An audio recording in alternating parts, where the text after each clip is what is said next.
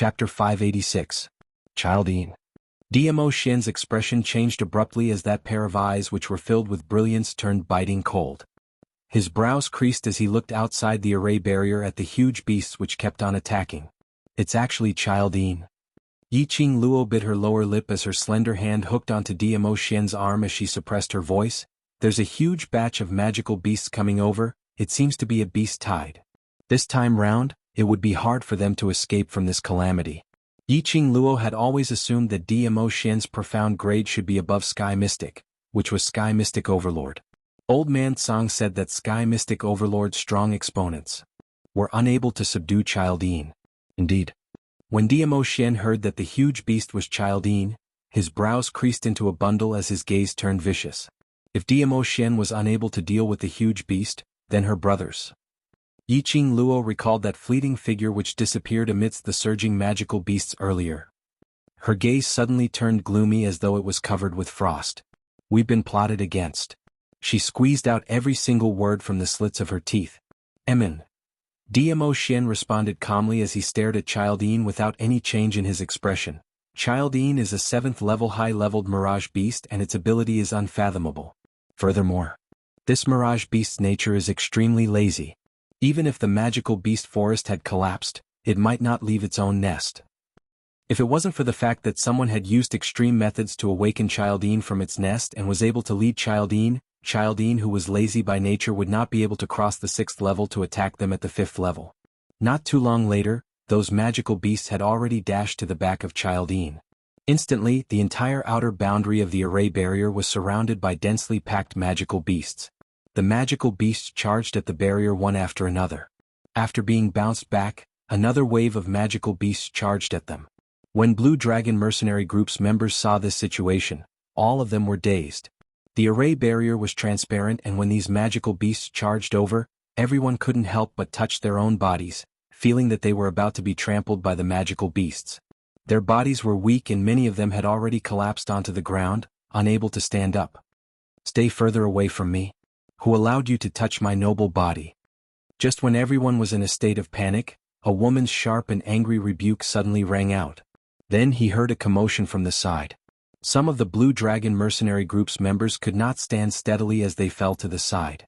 This piece of flat ground was not spacious to begin with. After accommodating more than 100 people, it became extremely crowded. Furthermore, they didn't dare to get too close to Yiqing Luo and the others hence. Those group members all huddled together. When one of them fell, he bumped into the other. A few other members were squeezed out of the barrier and were instantly torn to shreds by the berserk magical beasts. Everyone was horrified. Once they left the barrier, what awaited them would be nothing left of them. Blue Dragon Mercenary Group's members didn't dare to move at all. One by one, they glared at the person who had stirred up trouble, Lanling Nua. The current Lanling Nua was sitting on a huge rock and Jitsang Tian was surrounding her. Lanling Nua straightened her long robe, her face filled with disgust and disdain. What are you staring at? If it wasn't for your group leader, would I even be here today? I'm telling you, if you dare to ruin this beautiful face of mine, leaving a scar on my body, my father will absolutely not let you off. The current her didn't have a single bit of delicateness from before. Chapter 587. Blue Dragon Group's members were so infuriated that they were trembling. Group leader had brought Lanling Nua along to complete the mission in the magical beast forest and that had already made them extremely unhappy. They were a mercenary group and not an escort team. Everyone knew that group leader admired Lanling Nua, hence he had been asking about her well-being along the way, making it seem as though he was an escort team leading a princess on an outing, so they all tolerated it. Of course, a large part of it was because Lanling Nua was indeed beautiful. With such a beautiful and alluring young lady following in the group, chatting and laughing, it was a good scenery. Even if she threw a little tantrum, that would also be called cute. But, no matter how beautiful she was at this kind of a time where their lives were at stake, who could tolerate her playing with their little tantrums? Because of Lanling Nua's willfulness, she had pushed a few brothers out of the barrier and they were torn into pieces by those magical beasts, yet she didn't feel a single bit of guilt? She even dared to blame them? These group members' hearts were filled with rage and injustice as it instantly gushed into their hearts. Even Jitsang Tian's expression turned slightly ugly. If her place was said to be narrow, then the others simply didn't have a single leg to stand on. Considering that Lan Ling Nua was a lady and Ji Tsang Tian didn't wish for her to be touched by other men, he carefully made his own group members to leave a spot on this huge rock for her. Forget it if Lan Ling Nua didn't appreciate it, she even pushed the other group members aside. As intelligent as Lan Ling Nua, how could she possibly not know the current situation? How could she not know that the slightest movement could possibly cause her to be squeezed out of the barrier? Looking at the group members' vengeful gazes towards Lan Ling Nua, while Lan Ling Nua had a fearless look as she stared at him arrogantly, Ji Tsang Tian felt mentally tired for no reason. Brother Tsang Tian, you're the one who coaxed me and brought me here. Don't tell me, you don't want to take responsibility? Lan Ling Nua raised her teary eyes as she looked at Ji Tsang Tian pitifully. That look in her voice was filled with grievance, as though Ji Tsang Tian had done something to her. After all, she was the lady whom he had admired for so many years.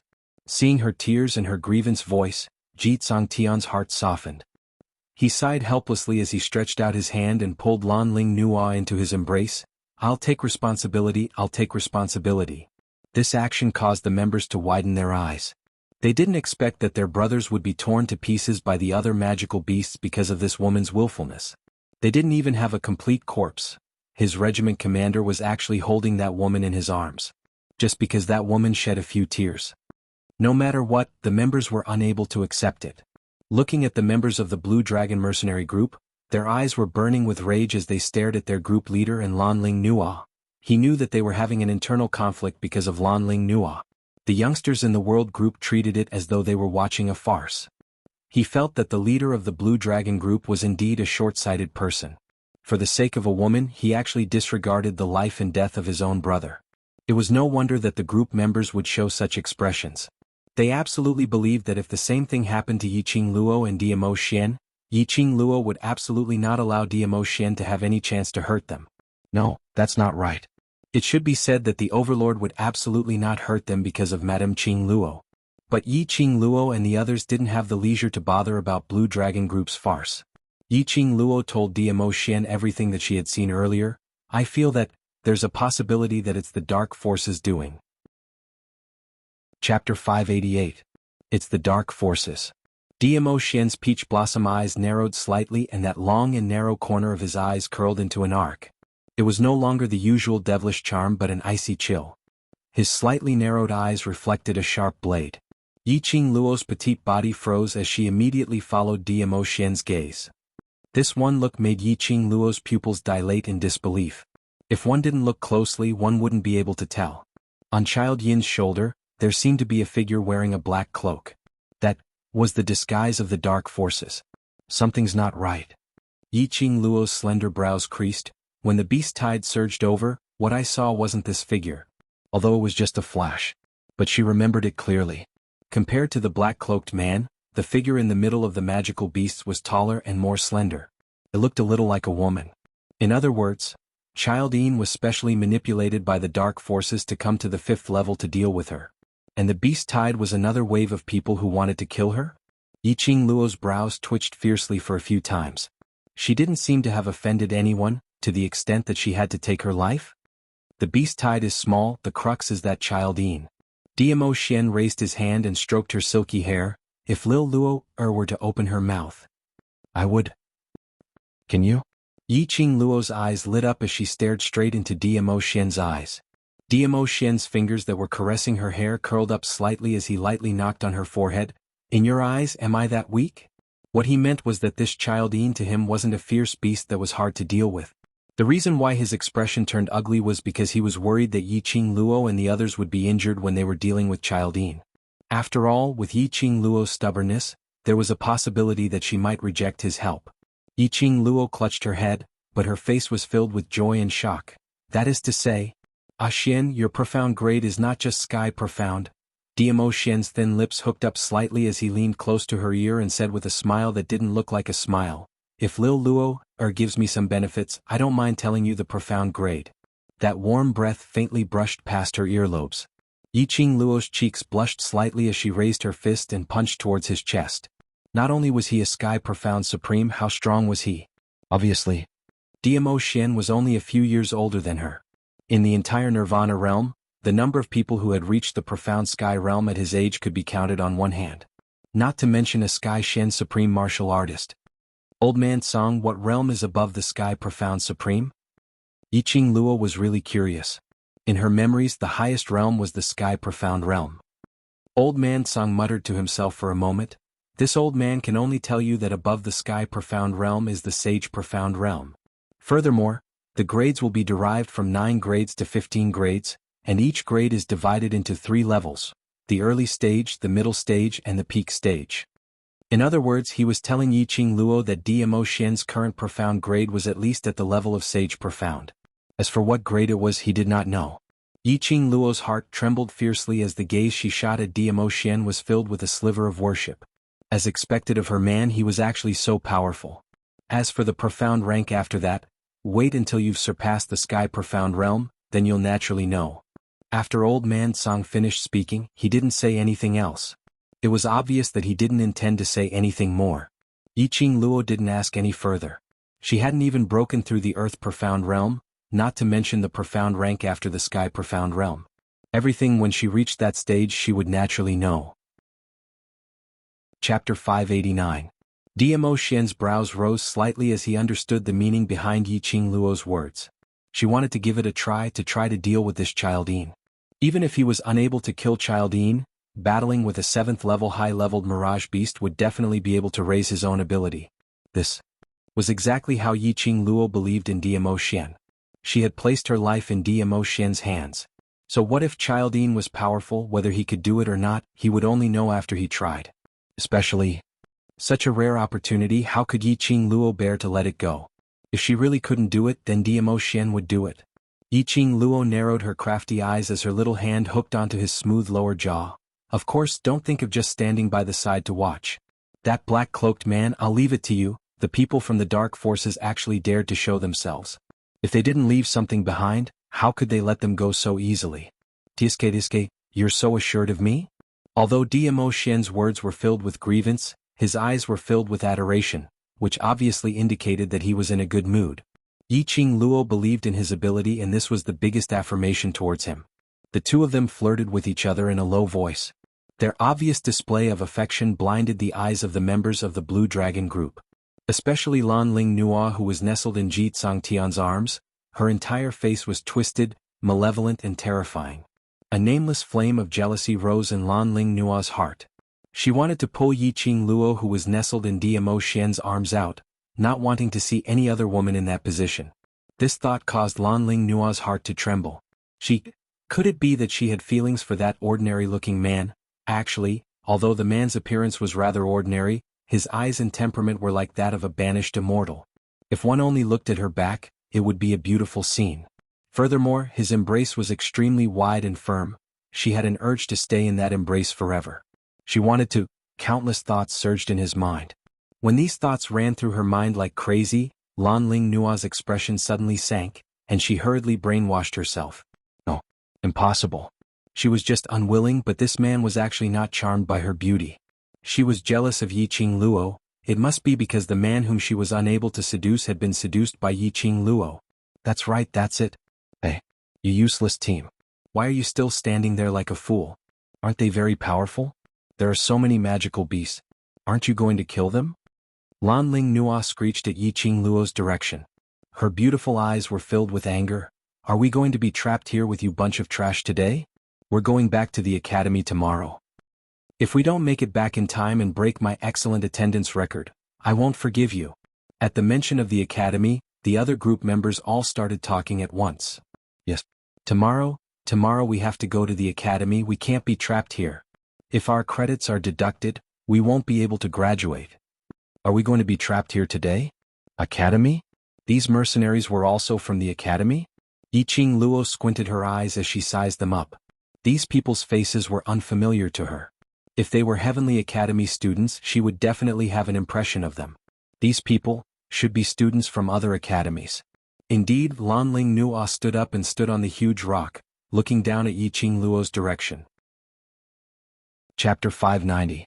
We're all Heaven-class students in Lady Phoenix Academy, and if half of the students in the class don't make it back to the academy tomorrow, the academy will definitely investigate our whereabouts, and by then, our respective families will be alerted. Lan Ling Nua's beautiful face revealed a smirk of arrogance. I advise you to escort us out of the magic beast forest safely, otherwise, the minute the academy and families find their way here, you will absolutely not be able to bear the consequences. Hearing Lan Ling Nua's words, Yiqing Luo almost burst out laughing. Who gave this fool such confidence? Who made this fool to be so arrogant? Stand out. She absolutely wouldn't slap her face. Sentence after sentence of threats, she really treated herself as something. As a woman, how could Yiqing Luo possibly not tell that Lan Ling Nua's eyes which was unable to conceal? Jealousy? Yiqing Luo really laughed out loud at this moment. She raised her eyes and stared at the man beside her as she shook her head helplessly. This man's charm was unstoppable. He had already disguised himself into such an ordinary look, yet he was still able to capture the heart of Lan Ling Nua, who thought she was the most beautiful woman in the entire world. She had no choice but to admire Diamo Xian's charm. Diamo Xian put on an innocent look as he shrugged and shook his head. I didn't do anything. If you do anything, she will become even crazier. Yiqing Luo's slender brows rose slightly as her charming eyes swept towards Lan Ling Nua. After some time, she revealed an arc which didn't look like a smile. This arc was filled with an icy chill.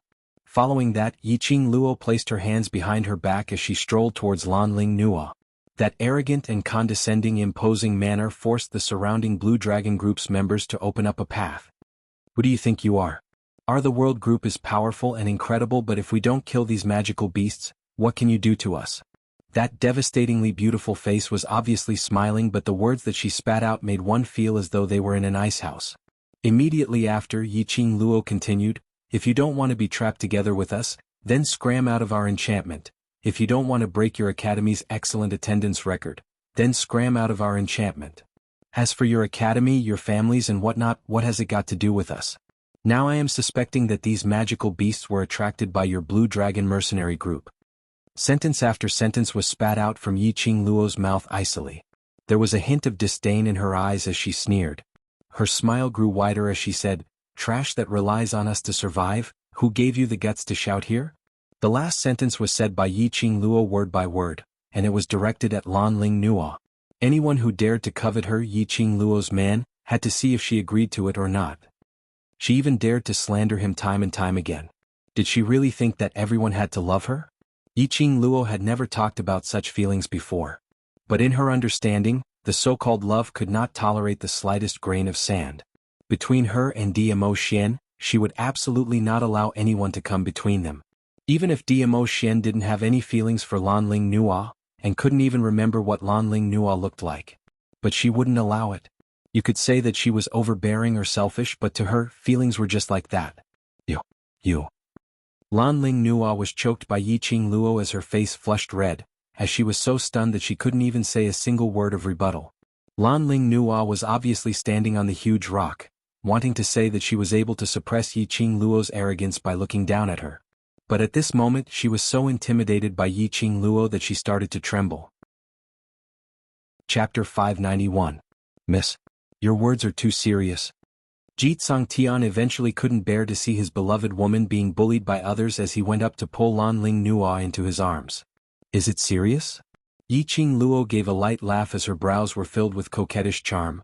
You who depend on us to survive, when you're arrogantly ordering us around, why don't you say it's serious? Jitsang Tian's words were dry as his face turned steely green. Young lady, we are Celestial Phoenix Academy students and I'm East Water Continent's G family's young master. Sister Nua is the East Water Monarch's sister. On account of our G family and the royal family's face, today's matter. Before he could finish his words, he saw Yiqing Luo raising her palm to stop his words. Following that, the feather fan in Yiqing Luo's fingertips moved and a bewitching red glow pressed towards him. Jitsang Tian had not expected Yiqing Luo to make a move just like that as he was stunned momentarily and in his fluster. He hugged Lan Ling Nua as he turned around and leapt up. However, he had forgotten that he was currently in a spirit formation. With this leap, he leaped out of the spirit formation. A pungent stench entered their noses. The deafening howls of the demonic beasts pierced their eardrums. Countless birds and beasts pounced on the two of them like lightning upon seeing them leap out of the spirit formation. They were so densely packed that the two of them turned pale with fright. Luckily, Jitsang Tian's reaction was swift as he immediately returned to the array barrier. Just as he was about to explode his anger towards Yiqing Luo, He saw that enchanting woman holding a cold arc with a smile that didn't look like a smile, her feather fan pressed against her pink lips as she laughed lightly. "What has your status got to do with me?" Just a few simple words were enough to inflict a heavy blow on the two of them. All along he had thought that his incomparably noble identity in Yiqing Luo's eyes couldn't even stir up a single ripple. Could it be this woman's status was even higher than theirs? It was no wonder that they didn't know Yiqing Luo's identity. They had only heard of the World Group's name but were unable to investigate the information of the World Group's members. Because before this no one had ever seen this group of youths. As for Yiqing Luo's identity and the news of these youngsters coming out from the Imperial Palace, only the people in West Continent's Three Springs City knew about it. Jitsang Tian hugged Lanling Nuo as his pride had been unknowingly trampled into dregs by Yiqing Luo. However, at this moment he couldn't say a single word. He was completely stunned by Yiqing Luo's imposing manner. However, Lanling Nuo was relentless. She had never suffered such humiliation before. Ever since she was a child, she had been the proud daughter of the heavens. Relying on her beautiful face, her life in the East Continent had been smooth sailing. She could be called a queen whose status was second only to her cousin Jun Mo Xie, who didn't bow and scrape when they saw her. Why was he humiliated by an unknown nobody in the Western Continent? Well done. How dare you look down on the dignity of our Eastern Continent's imperial family? Lanling Nuo popped her head out from Jitsang Tian's arms as her face was filled with anger. "Just you wait till I return to East Continent. I want my royal cousin to send troops to invade your West Continent." "Sister Nuo." Jitsang Tian pressed down on Lanling Nuo's head as his brows creased tightly as he cried out in a low voice, "Stop talking. You're afraid of her but I'm not." Lanling Nuo's chest heaved up and down as she couldn't help but grumble that Jitsang Tian was a big coward. If they were to lose today, wouldn't it make West Continent's people think that their East Continent was easy to bully? Thinking in this way, Lanling Nuo's expression turned even gloomier. But her words had just ended when she felt a gust of cold wind blowing against her face and immediately felt an icy coldness on her neck. Not knowing when Yiqing Luo was already standing in front of her. Chapter 592. Lanling Nuo looked down and saw a slender wrist that was as smooth as jade. The slender fingers were tightly wrapped around her neck. The coldness of his fingertips was like ice melting on her neck. Lanling Nuo's petite body suddenly stiffened as her pupils enlarged, staring at Yiqing Luo in disbelief. How did Yiqing Luo appear in front of her? And how did he choke her? Jitsang Tian was actually sent flying. Before she could even react, she was restrained by Yiqing Luo. At this very moment, Lanling Nuo deeply felt Yiqing Luo's power. She absolutely believed that Yiqing Luo wasn't simply trying to scare her. He really did not put her status in his eyes at all. He really wanted to kill her. Lanling Nuo was scared. Her beautiful face was pale with fright, and her entire body started to tremble. Seeing her in this state, Yiqing Luo's brows revealed a sweet arc as she was extremely enchanting. "Today you're standing on our West Continent's soil. Even if you're the emperor, you'll have to be obedient." Following that, Yiqing Luo's 5 fingers suddenly increased the strength. Lanling Nuo widened her eyes in terror. She kept extending her hands trying to pry open the clamp on her neck. But she didn't even have the chance to move, let alone lift her hand. Jitsang Tian saw this and his eyes were filled with pain. He wanted to go up to help Lanling Nuo, but after the group members supported him, they held onto his arms. The arrogant and willful Lanling Nuo indeed needed someone to take her down a peg. It was also time to let Lanling Nuo know that not everyone should revolve around her. "Either shut up or get lost, or I'll throw you out right now." Yiqing Luo didn't have any protective feelings for the fairer sex as she dropped this sentence and released her hand. Without Yiqing Luo's support, Lanling Nuo's entire person was like a pile of mud, softly lying on the huge rock. Her beautiful face was as pale as a sheet of paper, and there was even a hint of ashen. Filled with resentment, Lanling Nuo didn't dare to speak another word. No one stood on her side and no one was willing to speak up for her. Even Jitsang Tian didn't speak up for her. Lanling Nuo felt that the whole world had betrayed her. Obviously all these were Jitsang Tian's fault. It was Jitsang Tian who brought her to the magical beast forest without any explanation, and it was Jitsang Tian who admired her beauty. On what basis was it that when something happened to her, he didn't care about her at all? Lanling Nuo's eyes were filled with intense hatred, and her facial features were hideous and twisted. Jitsang Tian, who was originally standing by the side, preparing to head up to appease Yiqing Luo after she left, when he saw her in this state, he instantly shuddered. Was this still the smart and kind Sister Nuo in his heart? When he saw those eyes filled with hatred, he trembled with fear. At the same time, at the entrance to the first level of the magical beast forest, more than a dozen men in black clothes were hiding in the forest with sharp broadswords in their hands. The leader of the group was a black-robed man. Although he was also dressed in black, the material he was wearing was obviously smooth silk, which was of a much higher grade than the other black-robed men. Furthermore, the black-clothed man was wearing a jade crown inlaid with a few gems. He stood in front of the 10 over black-robed men as he stuck his head out to look towards the direction of the entrance, as though he was waiting for something. "Fourth young master, you'd better rest in the forest for a while. We'll keep a close watch on you." A black-robed man behind spoke out speechlessly. They were assassins. Assassins. Chapter 593. Having such a silly master, they started to doubt if they could complete today's assassination mission. "Don't worry about me. The moment I think about how I can hold Yiqing Luo, that little slut, in my palm and play with her however I want, I feel delighted." That black-robed man who was addressed as fourth young master gave a sinister sneer as he clenched the long sword in his hand. As though he recalled the scene which he had described, he raised his head and laughed heartily. 10 over killers? This fourth young master wasn't anyone else but Yuchi family's fourth young master, Wuxia. Yuchi family's patriarch had lost his face in front of so many commoners and became the joke of the entire Three Springs city. How could Yuchi family's patriarch take this lying down? So he naturally pushed all the blame onto Yiqing Luo. Yesterday, on account of Mu Zifan's Alchemist Guild's chief token, he let Yiqing Luo off. But today, he absolutely must kill Yiqing Luo. Hence, he sent his secret guards to the mansion early in the morning to inquire about the world group's whereabouts. Then he heard that they were going to the Magic Beast Forest to complete a mission. What kind of place was the Magic Beast Forest?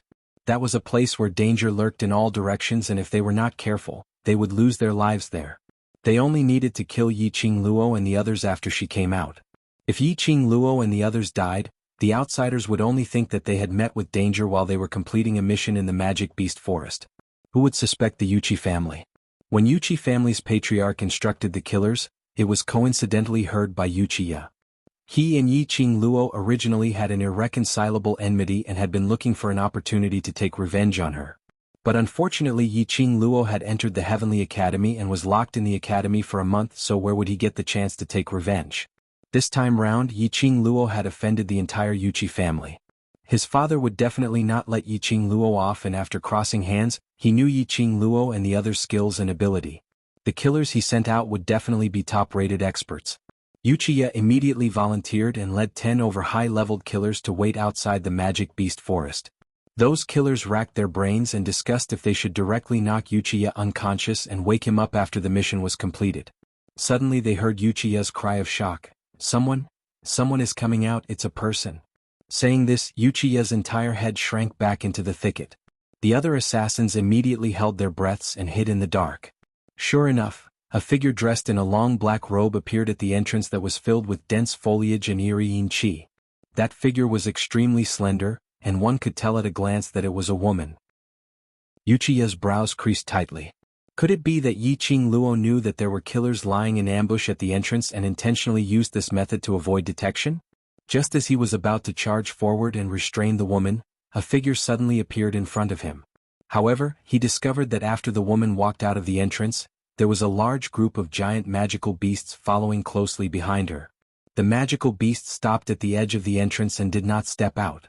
Even if Wuxia didn't understand the ways of the world, he still knew that each and every one of those magical beasts were at least mid-level or above. There were also quite a number of high-level magical beasts mixed in.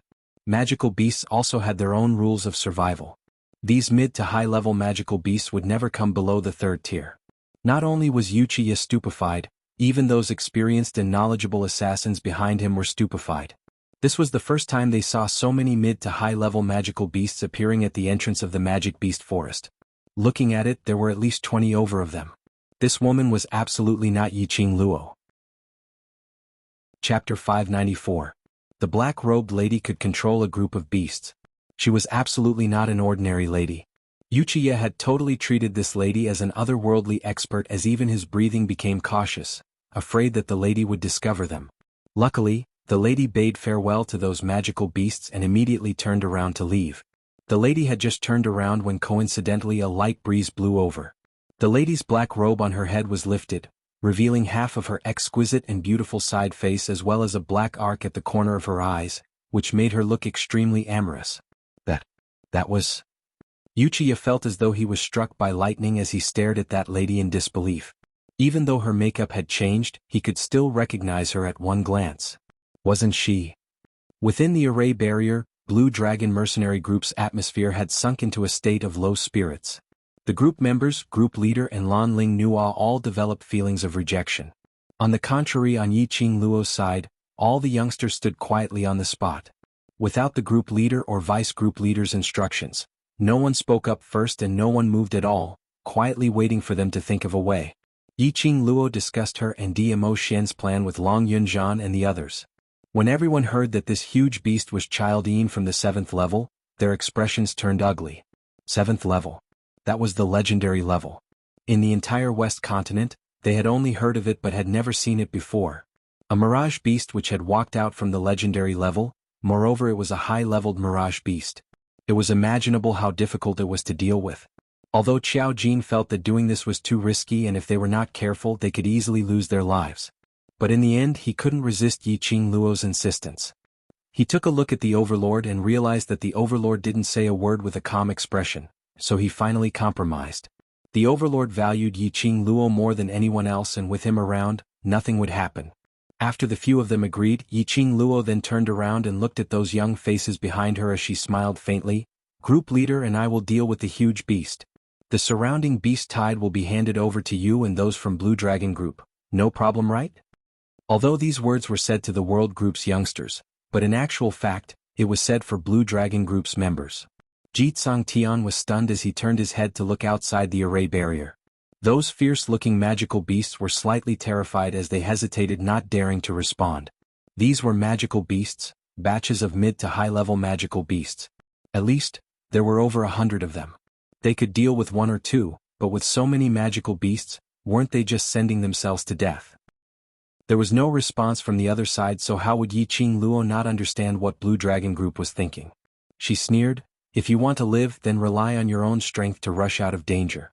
Otherwise just wait to become the food of these magical beasts. The barrier can't last forever." Following that, Yiqing Luo couldn't be bothered to interact with them any further as she directly told the World Group's youngsters about some matters to take note of. For example, the surroundings were filled with trees. He could make use of the trees to nimbly avoid the demonic beasts before launching an attack. It was also commonly known as a kite. For example, although magical beasts had their own consciousness, they were still magical beasts. The figure that led the horde of beasts was no longer nearby, which meant that there was no one commanding these magical beasts. These demonic beasts were definitely attacking randomly. All they had to do was to attack the low-level magical beasts in an orderly manner, defeating them one by one, and disrupting the entirety of the magical beasts. These little tricks were easy to say, but how much they could comprehend would depend on the comprehension ability of these youths. Chapter 595. Child Yin's body was tall and sturdy, like a huge mountain. It sensed Yiqing Luo and Dmo Xian's appearance, or perhaps its target was the both of them. With a leap, it pounced towards them. This was as though a huge mountain was collapsing right in front of them. Yiqing Luo and Dmo Xian's gazes met and the both of them flipped sideways at the same time. One struck towards Child Yin's head while the other turned into a black shadow, and in a blink of an eye, it had already merged into the air. Yiqing Luo's figure was outstanding as the feather fan on her fingertips kept on spinning, stirring up thousands of miles of wind as it shot out numerous silver wires, winding around Child Yin's head. Those few silver wires directly wound around Child Yin's neck, winding several rounds. Just as Yiqing Luo was preparing to tighten the silver wires, she saw Child Yin's two huge and sturdy arms muscles tensing up. A loud sound was heard as those iron wires directly broke apart. Boom boom boom. Child Yin's legs smashed heavily onto the ground. In a split second, the earth quaked and the mountain swayed as the ground started to crack, revealing many cracks. Even the people in the array barrier couldn't help but be affected. Everyone was shaken till they were on the verge of collapsing, almost falling out of the array barrier. Some of the surrounding magical beasts weren't able to evade in time as they fell right into the cracks which had opened up. Momentarily, the entire 5th level had sunk into unprecedented chaos. At this moment, Long Yunzhan and the others moved. Their movements were agile and their speed was extremely fast, like a bolt of lightning as they charged towards Childine. Seeing the group leader and the other bosses starting to move, the world group's youngsters remembered what Yiqing Luo said earlier as they all started to join in the battle. Now was the best opportunity to attack. The ground kept on cracking. Those magical beasts' speed was fast and they had intelligence, but between the same species, there would always be cases of mutual biting and brawling. Not to mention that right now, there were various kinds of magical beasts gathered together. Under the situation where there was no one to command them, the magical beasts sensed danger from the cracks in the ground and didn't care if the opposite party was a friend or foe. All they cared about was biting and killing. Magical beasts' desire to live was much stronger than humans. After Han Shang dashed out of the enchantment, he speedily stepped on a magical beast which was stuck in a crack on the ground. With a wave of his long sword, he swiftly chopped off the magical beast's head. They had won morale for this battle with the demonic beasts. The youngsters in the world group felt their blood boiling as their eyes brimmed with hope and determination of youth. This scene made the members of the Blue Dragon group feel that the passion that had been extinguished by the mission and the development of the mercenary group seemed to have returned. He'd cultivated to become a profounder and joined a mercenary group because he wanted to become strong and prove his ability. Who doesn't have their own dream of being a hero? Looking at the fearless youths killing the demonic beasts in front of them in an orderly manner, Zhang Xian felt a chill run down his spine. In their hearts, a surge of passionate blood was rippling. Leader. Leader. Numerous group members turned their gazes towards Ji Tsangtian. They wanted to go out and fight. They wanted to leave the barrier and fight for themselves for the mercenary group. That female group leader of the world group was right. If he wanted to live, he would have to rely on his own strength to rush out of danger and work hard to find an opportunity to survive. The barrier couldn't possibly last for an entire lifetime. Even if it could last for an entire lifetime, they couldn't possibly stay in the barrier forever, not going anywhere at all. Ji Tsangtian was the same. He naturally heard Yiqing Luo and the others' discussion. That huge beast was a high-leveled mirage beast which came from the 7th level. Even a Sky Mystic Overlord strong exponent was unable to kill it. Chapter 596. It was the same for the others. Didn't they know that a high-leveled mirage beast from the 7th level wasn't something that people like them could go against? No, they knew. They knew the dangers of going against high-leveled mirage beast. But they still charged up without any hesitation. Because they trusted each other. Willing to attempt to cross hands with danger, willing to challenge the impossible. This was the true way of a strong practitioner. Ji Tsangtian recalled how he ridiculed the world group as a trash group, ridiculing Yiqing Luo and the others for only knowing how to chat leisurely while making his own group members do the mission, so he was extremely ashamed.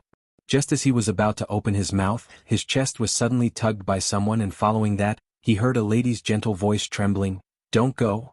Brother Tsangtian, don't go." Lan Ling Nua suppressed the anger in her eyes as she tried her best to put on a frightened look, as one hand hugged Ji Tsangtian's waist tightly. Her other hand was holding onto Ji Tsangtian's lapel as she buried her soft petite body into his embrace. She absolutely could not let Ji Tsangtian help that trash group. Recalling everything that Yiqing Luo had done to her earlier, Lan Ling Nua's heart was filled with rage. From what she saw, Blue Dragon Group's members leaving the array barrier to kill the other magical beasts was helping that wretched woman. That wretched woman was her enemy, which meant that she was also Ji Tsangtian's enemy, which meant that she was the entire Blue Dragon mercenary group's enemy. "I'll accompany you." Ji Tsangtian's hand, which was holding his lapel, was soft as though it had no bones, carrying a lady's fragrance. Ji Tsangtian's heart was pounding furiously as he lowered his eyes and looked at the lady in his arms affectionately. Suddenly he was grateful for this accident. His sister Nua had already started to rely on him and knew how to automatically snuggle up to him. Did this mean that Lan Ling Nua had actually liked him all along? This thought made Ji Tsangtian's lips uncontrollably curl into a smile as his palm tightened, hugging the delicate lady even tighter. "Sister Nua, don't be afraid, Brother Tsangtian will always be by your side." The surrounding group members were still waiting for Ji Tsangtian's command. Originally being infected by the world group's youngsters and being hot-blooded, when he saw this scene filled with deep emotions, the hot-blooded blood in his heart was suddenly extinguished. As a result, they became even more disgusted with Lan Ling Nua. It was already a matter of life and death, yet she was still displaying her princess temper. Did she really think that she was still in the East Continent's imperial palace, that she was still that spoiled and willful Princess Ling Nua? At first he thought that Lan Ling Nua was intelligent and likable. Now he felt that Lan Ling Nua was as dumb as a pig. They simply couldn't be bothered to ask for Ji Tsangtian's opinion. Anyway, their group leader was prepared to accompany this willful little princess. He gripped his weapon tightly and prepared to rush out of the barrier. Stop! Lan Ling Nua suddenly popped her head out from Ji Tsangtian's arms as she stared coldly at those group members. All of you are not allowed to go. Stay here with me. Princess Ling Nua. Sister Nua. Group members and Ji Tsangtian opened their mouths at the same time. The group members couldn't understand the princess's train of thought. They were flirting with each other here. Did they need someone else to accompany them? Ji Tsangtian was astonished as his handsome brows creased slightly. Sister Nua, don't worry, I alone can protect you. He thought that Lan Ling Nua didn't believe in his own ability. Chapter 597. F***K. The group members' hearts were filled with curses as they wanted to burst out with vulgarities. Was there something wrong with this princess's brain? In the past they thought that Lan Ling Nua was intelligent or whatever. They were absolutely blind. Looking at the anger in the group members' eyes and their tightly clenched fists, Lan Ling Nua's expression changed slightly as she immediately buried her head into Ji Tsangtian's arms as she sobbed. Brother Tsangtian? Brother Tsangtian? I don't allow you to help that slut. I don't allow it. She was sobbing softly as she whimpered in grievance. Every now and then, she would raise her eyes which were stained with tears as she looked pitifully at Ji Tsangtian. I know that you've taken a fancy to that slut's beauty and you feel that she's beautiful. You want to save her and help her. Brother Tsangtian, tell me, have you also taken a fancy to that slut? Don't you want new, or any more? This round of unreasonable pestering made the surrounding group members' mouths agape as their faces were filled with disbelief as their jaws almost dropped onto the ground. What on earth was Lan Ling Nua thinking about in her mind? Leaving the array barrier to kill the magical beasts was helping the world group? What was she thinking? Damn it, they went out to kill the magical beasts, obviously for the sake of survival for the entire Blue Dragon mercenary group. However, Ji Tsangtian's attention was placed on Lan Ling Nua's last sentence. Don't want her anymore? How could he possibly bear to not want her? Ji Tsangtian's heart was melted by Lan Ling Nua's tears. His large palm gently patted Lan Ling Nua's back as he spoke in a gentle tone. How could that be? How could I possibly take a fancy to another woman? Sister Nua, you know that from the moment I met you 4 years ago, I've always been admiring you. The feelings which had always been suppressed in his heart finally came out. Ji Tsangtian's heart was pounding like thunder. He waited anxiously for Lan Ling Nua's reply. Lan Ling Nua stared with a pair of misty eyes as she blinked, and a shade of red instantly surfaced on her face as she buried herself into Ji Tsangtian's arms. She didn't reply, but her actions were the best answer. Ji Tsangtian was so excited that he was about to scream out. His arms hugged Lan Ling Nua tightly. The woman whom he had admired for so many years had finally agreed to become his woman. Commander, are we really just going to sit here and wait for death? One of the members clenched his fists tightly and shouted in a low, gruff voice. Let's talk about it later. Ji Tsangtian replied without even turning his head back. In other words, none of them were allowed to leave the barrier. None of them were allowed to leave the barrier. Leader? The group members trembled in disbelief. They couldn't understand how their leader could be so mesmerized by beauty. Didn't you hear what your sister-in-law said, not to let you help the world group? Ji Tsangtian's voice suddenly turned gloomy as his imposing aura started to spread out as he berated them. In the world group he had already lost his face in front of Lan Ling Nua. He absolutely couldn't let Lan Ling Nua feel that he couldn't even control his own brother. The guild members gripped the weapons in their hands tightly and sat back down on the cracked ground without saying a word. They were mercenaries. The most important thing for a mercenary was to obey orders. This scene was caught by Yi Qing Luo, who was dealing with Childine from afar. There was no other expression on her face, only a disdainful sneer. It was no wonder that after developing to 900 over people, they were still a bronze plate mercenary group. No matter how strong their ability was, they were still a failure as humans. Under this kind of situation they had already lost their lives, but they still had the leisure to flirt around. She was indeed a femme fatale. Yi Qing Luo scoffed softly as her gaze refocused onto the huge mountain like Childine. Chapter 598. That black-cloaked man didn't escape speedily this time round because he had been discovered. On the contrary, he met Dmo Xian's attack head-on as he struck out a burst of powerful black qi. That black qi was like a soft snake as it coiled towards Dmo Xian. Apparently, the black-cloaked man had 100% confidence that he could kill everyone present. Dmo Xian's expression remained calm, and when the black chi coiled around him, he stretched out his finger and made a casual sweep. That black chi instantly dissipated. Following that, Dmo Xian's black hair, which was like smoke, spread out on his shoulders as it fluttered without any wind. He was dressed in black, and that bundle of cherry blossom totem on his arm, under this scenario, seemed to have turned into a real flame as it kept on burning. In just a blink of an eye, that flame had already enveloped the black-cloaked man, as though he was using fire to burn the other party. In the array barrier, Blue Dragon Mercenary Group's members were simply dumbstruck as they watched. Who on earth were these people? Who was that black-cloaked man? Furthermore, that black-cloaked man seemed to have been flipped down from Child Yin's shoulder. Which meant to say, Child Yin was lured over by this black-cloaked man?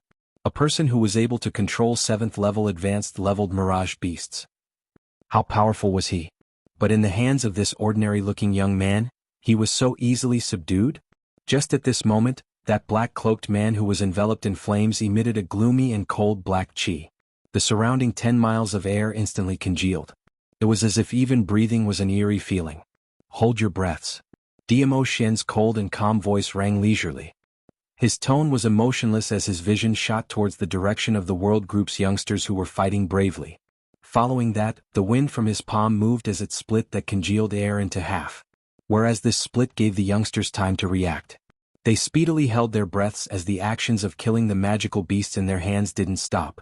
Yiqing Luo understood.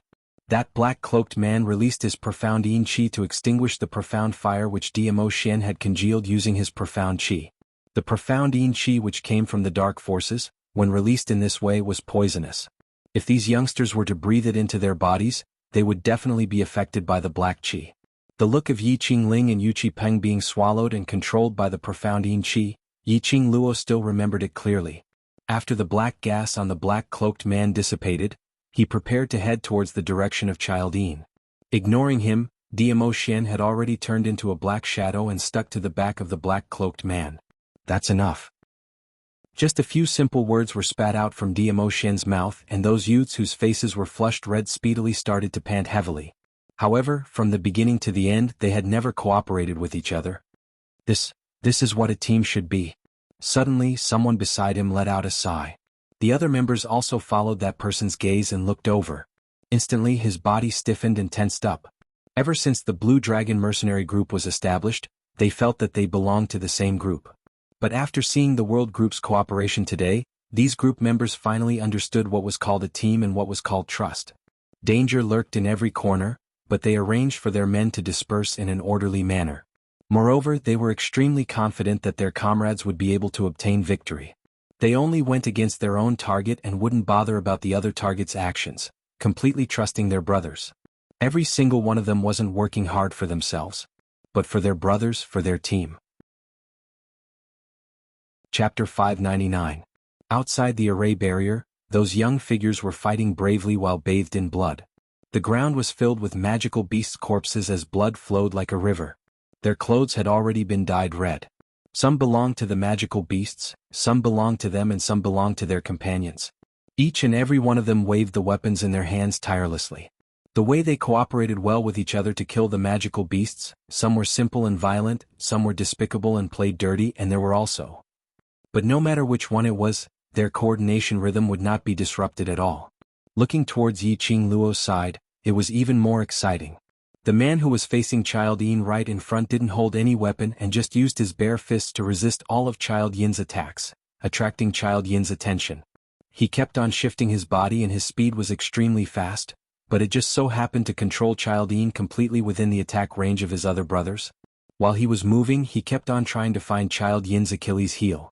The most shocking thing was that pair of azure blue eyes and that expressionless face. Looking at the right side, that young man who was holding a gold coin dart in his hands. Every single time the gold coin dart was waved, no matter how fast Child Yin's speed was, it would definitely leave some traces on Child Yin's body. Whereas that young lady behind Child Yin had exquisite and sweet looks as her lips curled into a smile. But her hands were holding onto a pair of crescent moon-shaped sickles, as she waved them around in an overbearing manner. She kept on shifting and leaping, maintaining herself behind Child Yin as she waved her sickles. chopping fiercely onto Child Yin's back. Standing on Child Yin's left was a pink-robed young lady, as petite as an 11 or 12-year-old child. She was leaping and shuttling around Child Yin's body. Her pink dress was like a pink pair of wings as the bells on her wrist gave off a crisp ringing sound. That Lolita's sweet expressionless face was in a daze, without any expression at all. Those two pink furry balls on her long dress had now turned into 1,000 caddies' heavy iron hammer, becoming her weapon, and it could be retracted as she wished. It was obviously just an ornament, but when the furry ball swept past, it crashed into a thick and sturdy big tree, directly chopping that big tree into two. What shocked these group members the most was the lady standing in the air above Child Yin. She held a red feather fan in her hand, and every time she waved it, the feather fan would turn into blazing flames as profound chi was released, turning into thousands of sharp blades as they covered the sky and covered the earth as they shot towards Child Yin. Immediately after, numerous silver threads entangled Child Yin once again. There was a faint smile on her beautiful face from beginning to end. However, her pair of charming eyes reflected a piercingly cold light. Just a glance at them would cause one's entire body to tremble. The members of the Blue Dragon group suddenly understood why the youths were killing the demonic beasts on the 4th level, while they just stood by and watched. Because they were too strong. He was so powerful that he could easily kill those magical beasts with just a flick of his finger. They were using their own methods to train these youths. However, when they encountered truly powerful and dangerous giant beasts, they would directly resist them. "Leader, I'm sorry. We have to join this battle." "Leader, I'm a mercenary. I'm a real man. I can't let a woman destroy our Blue Dragon mercenary group." One by one, the group members stood up and walked out of the array barrier without even turning their heads back. No matter how exasperated Lan Ling Nua was, no one turned their heads back. Jitsong Tian looked at those group members who were scolding hysterically as his brows kept twitching. Chapter 600. In the entire Blue Dragon mercenary group, there were only 20 over people left in the array barrier. Perhaps it was because they obeyed Jitsong Tian's orders, or perhaps they were afraid of the magical beasts outside the array barrier. Seeing that there were at least some members who obeyed his orders and stayed behind, Jitsong Tian's expression turned slightly gentler. The current Yi Qing Luo's profound chi kept on gushing out as she stepped on the feather fan, releasing a strong airflow, confusing Child Yin's vision. Standing at a close distance on Child Yin's head, Yi Qing Luo finally saw Child Yin's looks clearly. This Child Yin's name wasn't called out randomly. Instead, it was the huge face of this giant illusory beast that clearly outlined the appearance of a child. An enlarged version of a child's looks. It had eyes, a mouth and a nose with distinct features. A pair of bronze bell-sized eyes, filled with a bloodthirsty baleful aura. This kind of gaze appearing on this 4 to 5-month-old child's face was extremely strange. "Qing Luo, this monster's skin is rough and our attacks don't cause much damage to it." After Qiao Jin shot out a gold coin dart, he raised his head and looked at Yi Qing Luo who was standing on top. This kind of battle of attrition, although the few of them's coordination wouldn't hurt themselves. But in the long run, their profound chi would eventually dry up. If their profound heart jade was unable to supply profound chi in time, they would not be able to maintain their current rhythm. They had already attrited for close to 1 hour and their actions and attacks started to slow down. But Child Yin was still extremely ferocious as it attacked Long Yunzhan at an extremely fast speed. Perhaps it had spent too much time and Child Yin was already impatient from their harassment. Its bronze bell-like eyes became increasingly sinister and treacherous. "This isn't a solution." Yi Qing Luo's slender brows creased slightly. Her peripheral vision shot towards Dmo Xian's direction. She saw Dmo Xian floating in midair as he met that black-cloaked man's palms. Following that, the both of them retreated at the same time and a burst of faintly discernible black chi started to spread out between their palms. Yi Qing Luo's expression congealed. Profound yin chi. That black-cloaked man was still releasing energy from the dark forces during the battle. The other party was able to use profound yin chi freely. This person's status in the dark forces was absolutely not low. The most important thing now was Dmo Xian affected by the profound yin chi? The worst thing about fighting with someone from the dark forces was that the dark forces would release the mysterious yin chi during the fight. If one's temperament was unstable, they would definitely be affected by the mysterious yin chi. Although she had absolute confidence in Dmo Xian, she still couldn't help but worry. Following that, they saw Dmo Xian retreating a few steps as a ray of resplendent white light enveloped his entire body. The mass of black chi instantly vanished into nothingness.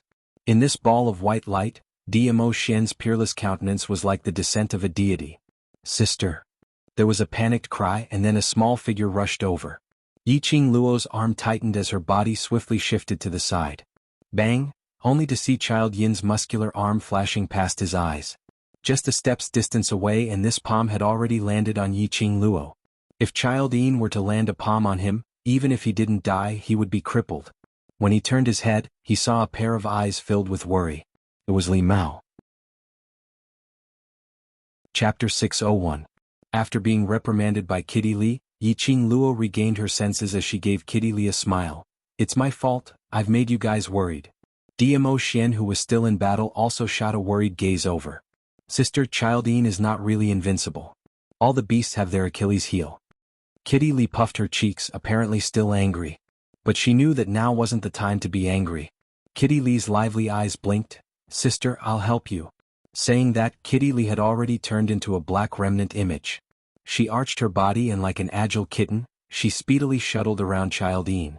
When Yiqing Luo heard that, she congealed her senses and raised the feather fan in her hands, adjusting her own rhythm as she launched a new round of attacks.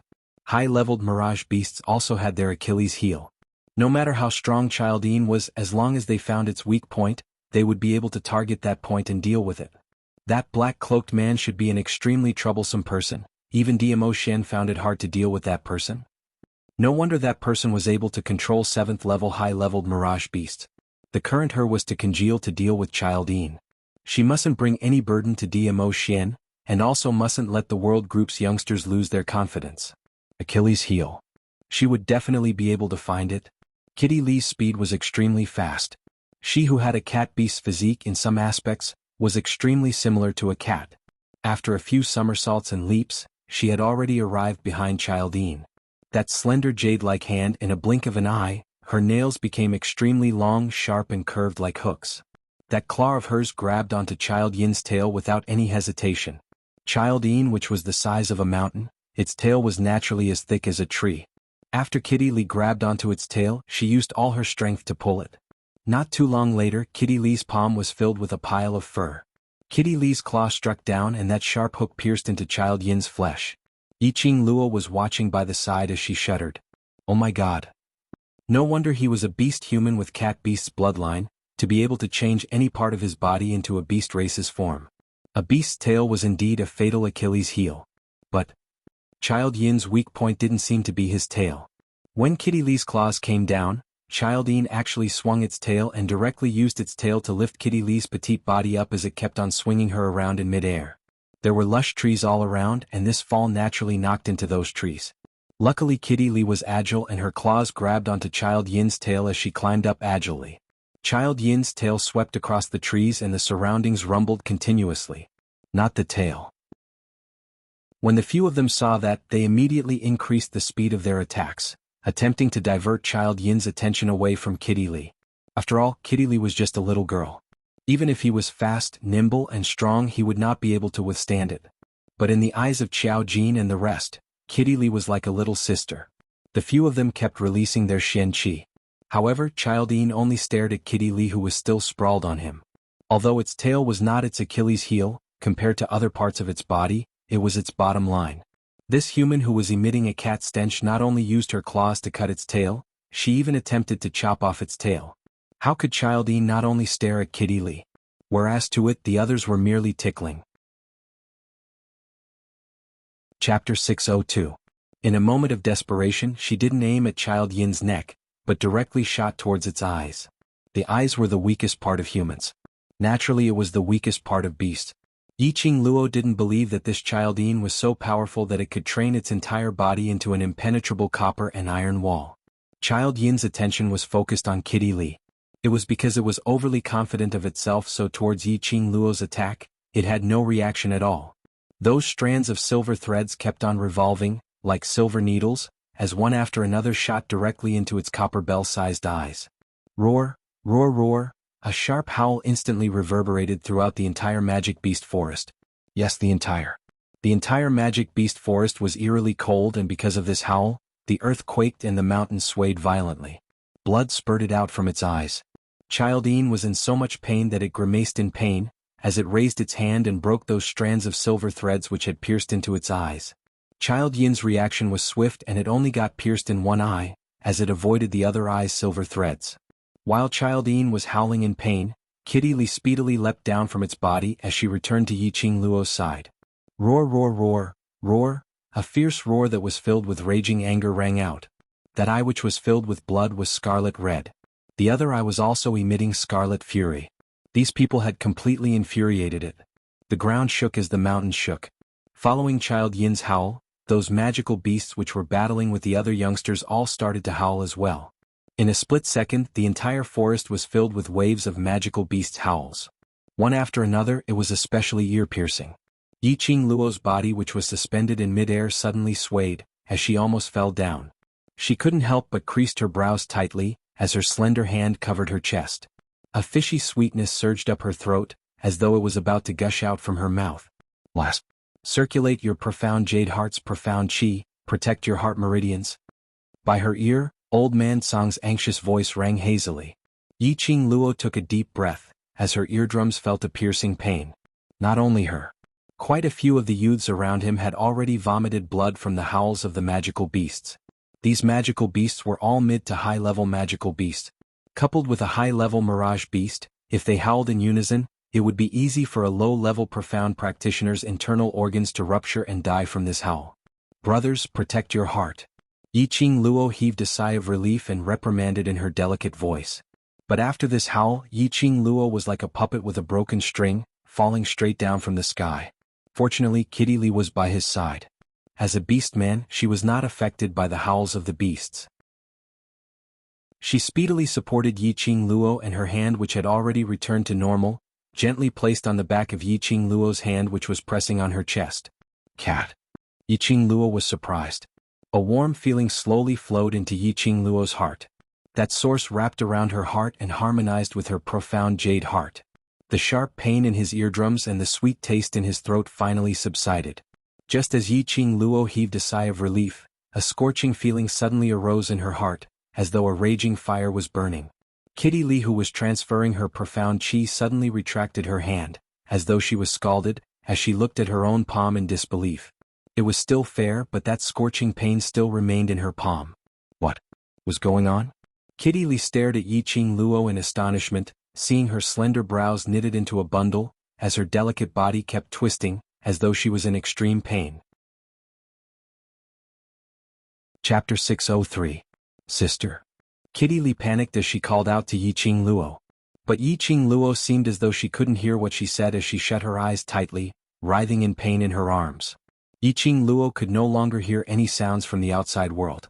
She was in so much pain, her entire body was in pain. So painful that it felt like something was expanding from the bottom of her heart, as though it was about to explode, squeezing her.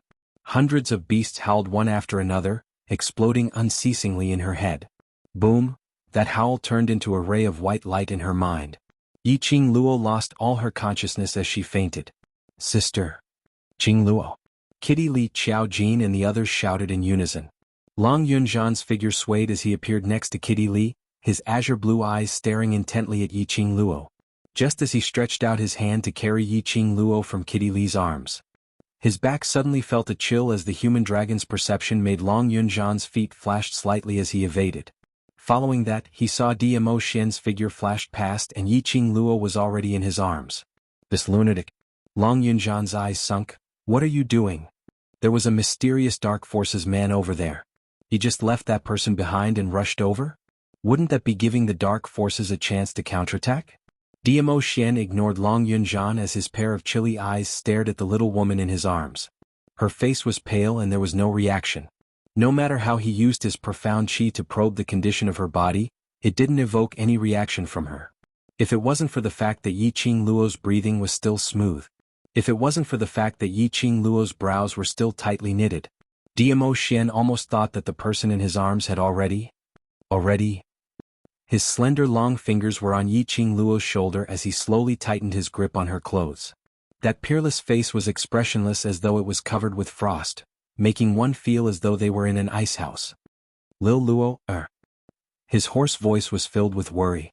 Dmo Xian hugged Yiqing Luo tightly as his gaze was fixed on her face, not allowing any other person to enter. Seeing Dmo Xian in this state, Long Yunjian couldn't say anything else. He squinted his azure blue eyes and looked not too far away, at that black-cloaked man who had already returned to stand on Child Yin's shoulder. The black-cloaked man was still wearing a cloak, but it wasn't hard to see that he was in an extremely sorry state. The cloak on his body had already been shredded into several pieces by the profound qi.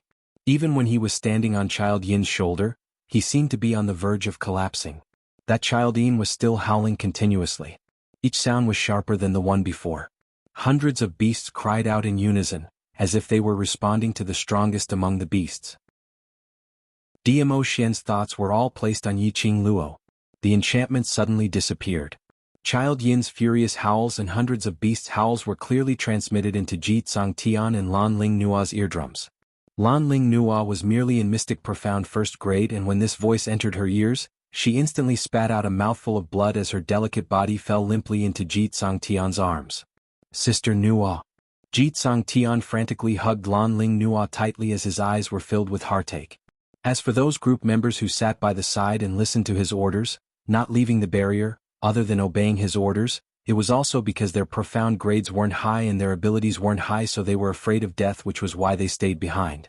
Now that the barrier had dispersed, these people couldn't take it as they directly spat out blood as they fell onto the ground.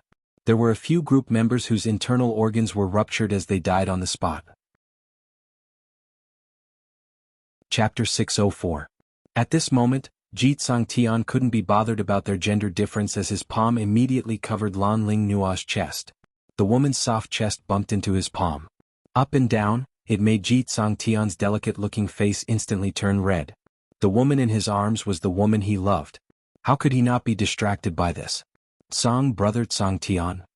Lan Ling Nua's brows creased tightly in pain as she kept twisting her body. She was unable to avoid those continuous beast cries, so she could only seek help from Ji Tsang Tian. The more she moved, the more Ji Tsang Tian's breathing was unable to calm down. He forced himself to hold on to his will and transmitted his profound qi to protect Lan Ling Nua's heart meridian.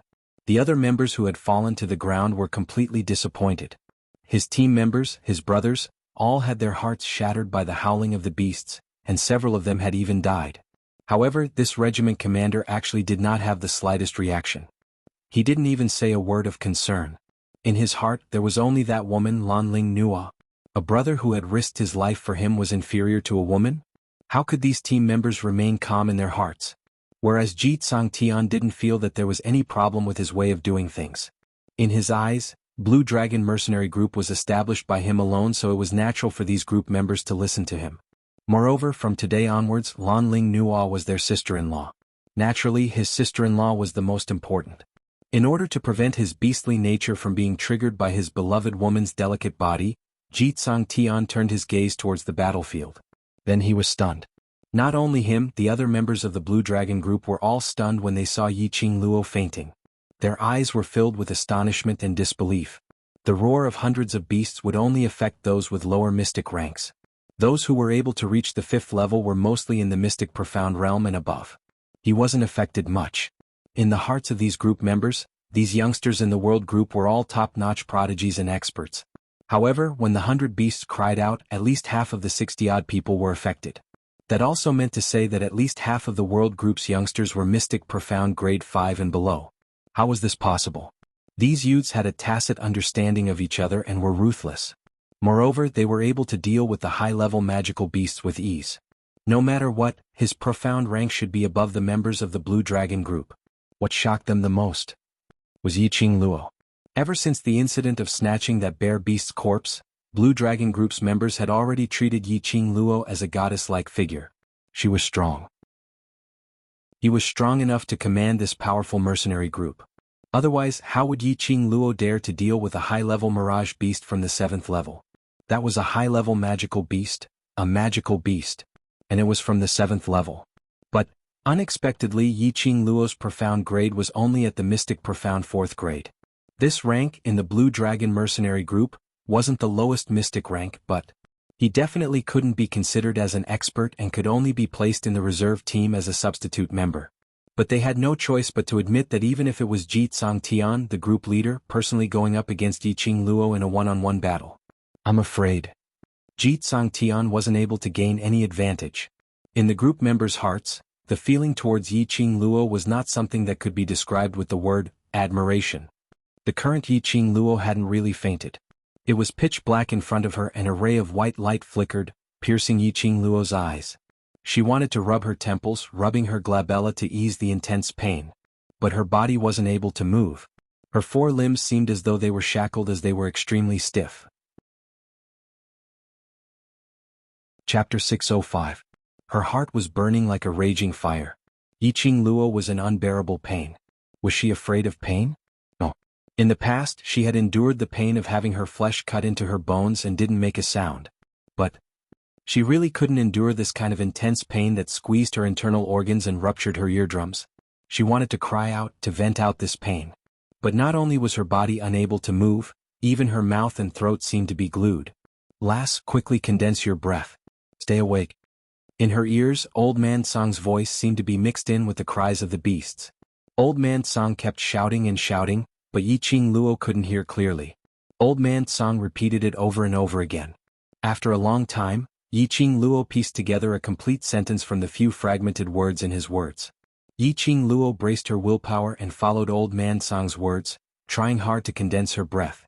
Last, the mother of the profound jade heart is by your side. You only need to control the profound jade heart in your body, the rest. You can only rely on yourself. Old Man Song's words made Yiqing Luo very puzzled. The mother of the profound jade heart? Wasn't it Diamo Xian? Diamo Xian was by her side? Then, what about that black-cloaked man?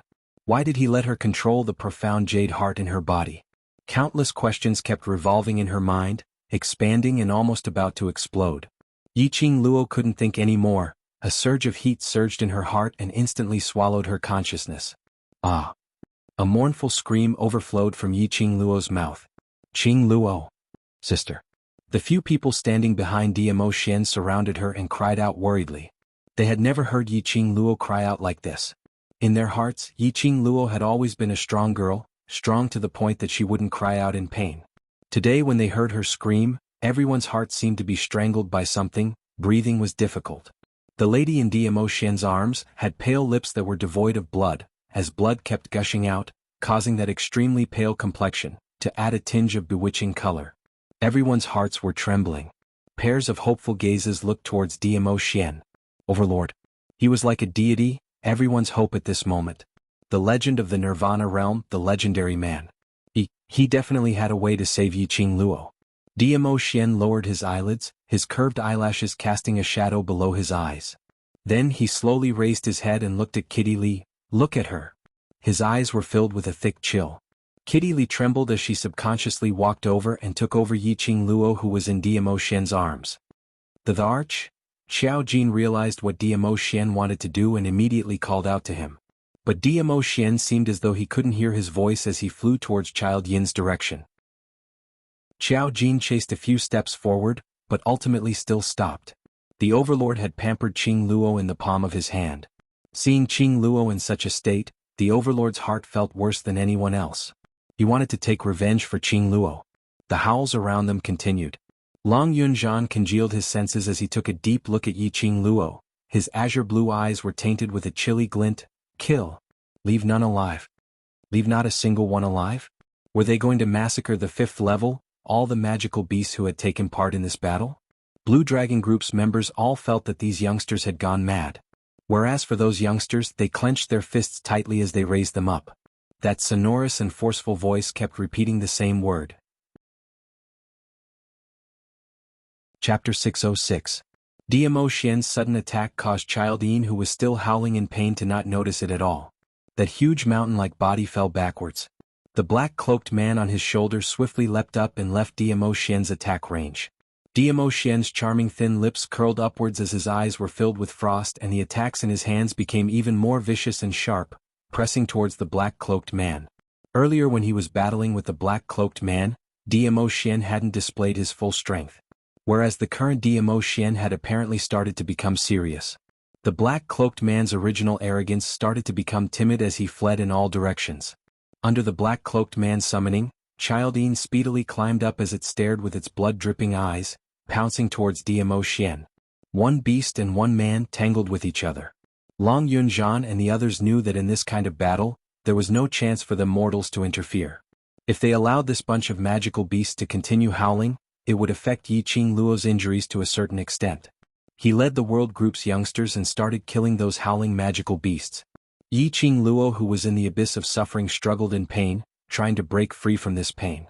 Lil Luo, I respect whatever you think. I will wait for you to walk side by side with me. Suddenly, an extremely pleasant voice sounded in his ears. That voice was mellow like fine wine, deep and clear. Sentence after sentence it kept calling out her name. Those sentences were sweet and warm, warming one's heart. In a daze, a peerless face appeared in front of her. He looked at her lovingly and gave her an extremely gentle smile. Madame Qing Luo, the one who admires you the most now is Sister Zi Qing. Madame Qing Luo, you're the center of devil class. Qing Luo? Immediately following that, familiar faces flashed past her eyes as she heard their voices calling out to her. These people's faces, these people's voices, slowly turned into a warm current, flowing in her heart. Wherever the warm current flowed through, the sharp pain from the tremors gradually disappeared. Even the profound jade heart which was burning in her heart seemed to have been extinguished. That warm current filled her limbs and bones, circulating 1 cycle, 2 cycles. Yi Qing Luo became aware of something and immediately controlled her profound jade heart to continuously absorb that warm current, breathing it in and out, lingering around her profound jade heart. That warm current, under Yi Qing Luo's control, gradually wrapped around the profound heart jade, forming a round ball. Following that, Yi Qing Luo felt her body suddenly becoming light, like a feather. All the pain had dissipated.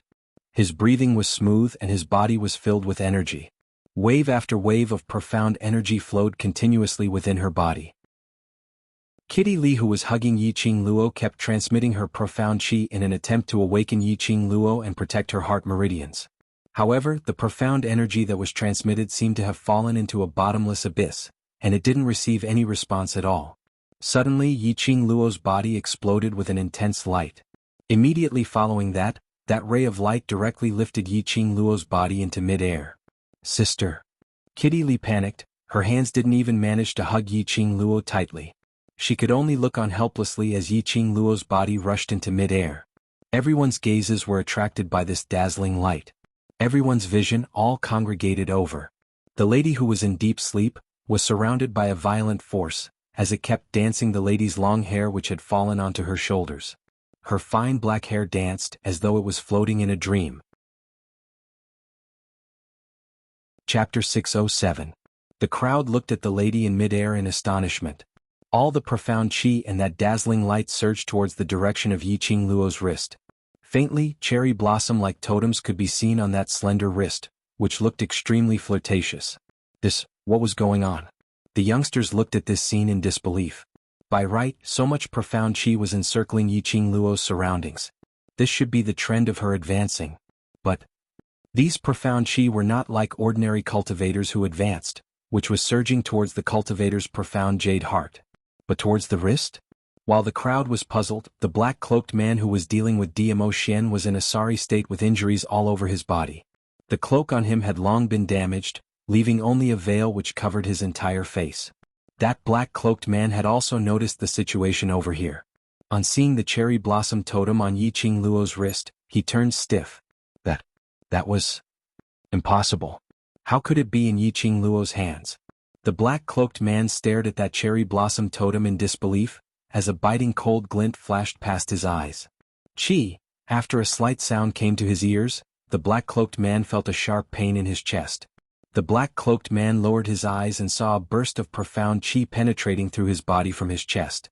The black-cloaked man raised his eyes in astonishment and met with a pair of icy cold peach blossom eyes. She is the person whom this lord wants to protect. Even this lord can't bear to hurt her just based on you dare to lay your eyes on her? The extremely ridiculing words were like frost, directly entering the black-cloaked man's ears. This lord? He was Overlord? The black-cloaked man drew in a breath of cold air. The cloak on his head swayed as it fell onto the ground, revealing a skinny like firewood, completely supported by bones and skin. It looked extremely horrifying. Especially now, the black-cloaked man's eyes were wide open, staring at Dmo Xian in disbelief. It was like a pair of eyeballs staring straight at Diamo Xian. Only a dead person will keep all secrets. Following Diamo Xian's cold voice, the black-cloaked man's body fell straight down without any signs of life. Diamo Xian retracted his hand and turned his gaze towards Yiqing Luo, who was floating in midair as his brows creased slightly. He was afraid that something big was going to happen. His little Luoer, he had to grow up quickly. The profound qi which encircled Yiqing Luo's body and that dazzling light sped up the encirclement frequency, constantly mixing and colliding. Not long after, all of the profound qi had been absorbed into his wrist. Just as that ray of light disappeared, Yiqing Luo, who was suspended in midair, suddenly opened her eyes. Those dazzling star-like eyes shot out a powerful sharp blade. A powerful airflow revolved around her body. Even the air seemed to be rippling. Mystic Profound 4th grade, with a single leap he directly advanced to Mystic Profound 8th grade. Here it comes again. The youngsters in the world group had already turned numb from being dumbstruck. Motherf asterisk her. It was another level skipping promotion. Their Madame Qing Luo was just too valiant. Was it really that easy to advance now so casual? Whereas those members of the Blue Dragon group were completely dumbstruck. Were they dreaming? They had never heard of anyone being able to advance by 4 grades in a row. The only time they had heard of skipping promotion was 100 years ago, that genius from Three Springs sect, who was from Yellow Profound 5th grade to 7th grade. No one was like Yiqing Luo. Chapter 608. Child Yin. Yiqing Luo gave a delicate cry as she stepped into the air, and the strong airflow beneath her feet kept on spreading. Her charming eyes were filled with chilly intent as she stared straight at Child Yin as she roared furiously, "Come fight!" Saying that, she shot up into the sky like an arrow leaving the bow. Roar, roar! Child Yin's eyes revealed a murderous glint as it stared at this audacious human who dared to pierce its eye. The other eye, which was still intact, was filled with a scarlet murderous intent. Yiqing Luo gave a cold laugh as she clenched her feather fan tightly and launched her attack. The profound qi which revolved around the feather fan and that intense whirlwind was on a totally different level from before. Especially that agile silver thread which covered the sky and earth as it entangled, there was no place to hide at all. Wave after wave of attacks, Yiqing Luo simply became braver as she fought. Child Yin kept on howling as it avoided Yiqing Luo's attacks. But the current Yiqing Luo's speed was much faster than before. Child Yin couldn't react at all, and in just a short moment, its body was already filled with big and small wounds. Some of its skin and flesh even started to ooze blood. It was so painful that Child Yin howled even more miserably. Under Long Yunzhan's lead, the surrounding magical beasts had been slaughtered, and there were still 20 over of them. These magical beasts were facing such a swift and fierce team, so how could they follow Child Yin to howl out?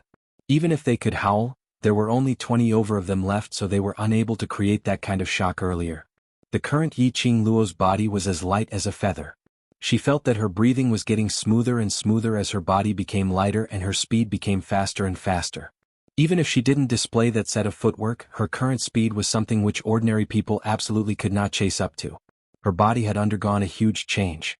After the advancement, not only her profound grade had been upgraded, her overall strength and body quality had also been upgraded. She totally didn't feel any discomfort in her body and mind at all. Even his internal organs, which had been injured by the roars of hundreds of beasts, had been completely healed. Roar, roar, stupid humans. A bunch of despicable humans. Child Yin howled loudly as that child's features on its face had already twisted into a sinister bundle. Its thick arms kept waving and slapping around. Yiqing Luo dodged it nimbly, and with a light tap of her toes, she circled around its body, and the silver threads shot out from her feather fan trapped it within. Suddenly, Child Yin's dancing hands stretched out as a furious roar rang out, and following that, a huge light ball was spat out from its mouth. That light ball was the size of Child Yin's head, which was equivalent to a huge rock which could fit 3 grown men. It headed directly towards Yiqing Luo's direction. Qing Luo, be careful. The onlookers were so scared that their hearts skipped a beat. One by one they reminded him, their hearts in their throats. Yiqing Luo was stunned, Yiqing Luo was stunned, Yiqing Luo's heart was filled with curses. Damn it! What kind of technique was this? Could even spit out light balls from its mouth. Was it a magical beast or a little monster? Yiqing Luo's figure swiftly swayed, and at the same time as she avoided the light ball, she kept on shouting, "Bring the men and evacuate quickly. The attack range of Child Yin's light ball is very far." She was able to avoid Child Yin's attack. But that didn't mean that the group of brothers behind her were able to avoid it. Under Child Yin's rage, the light ball which was released from its mouth was enough to sweep this entire forest. Long Yunzhan and the others reacted swiftly as they immediately brought everyone to evacuate. Chapter 609.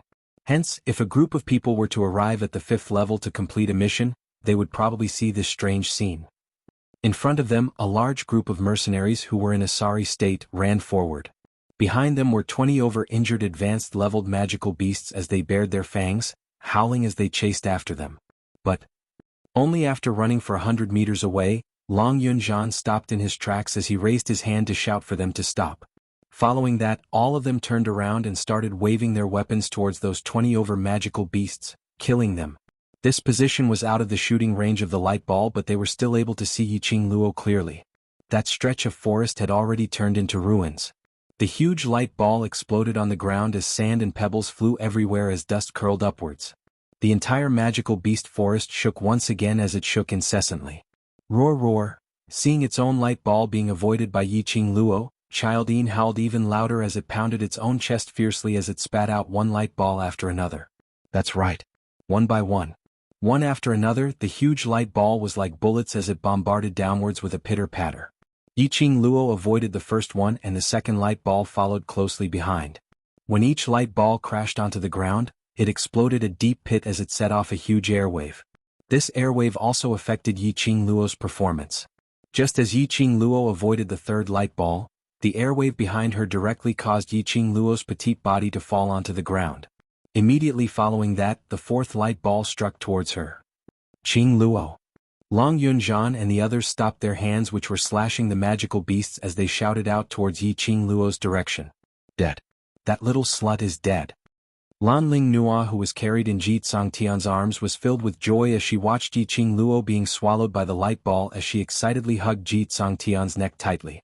That spirited beautiful eyes were filled with joy as it was extremely beautiful. From the might of that light ball, it was totally able to flatten that stretch of forest. If Yiqing Luo was struck by that light ball, she probably wouldn't even have a full corpse left. The more she thought, the more excited Lan Ling Nua's expression became.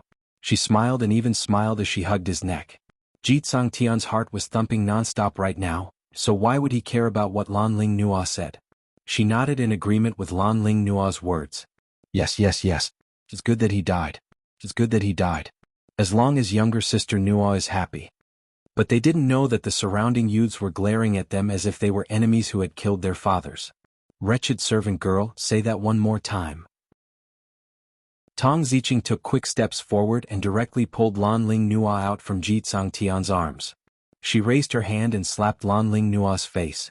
Before Ji Tsangtian could even react in time, he heard a crisp slap sound. Under her meticulous care, Lan Ling Nua's skin was extremely exquisite. Half of his face was flushed red from the slap, leaving a clear imprint of his 5 fingers. You crazy woman! What are you doing? Ji Tsangtian swiftly rushed up, trying to carry Lan Ling Nua back. However, the girl in front of him looked small and delicate. But she just used one hand to casually change Lan Ling Nua's side.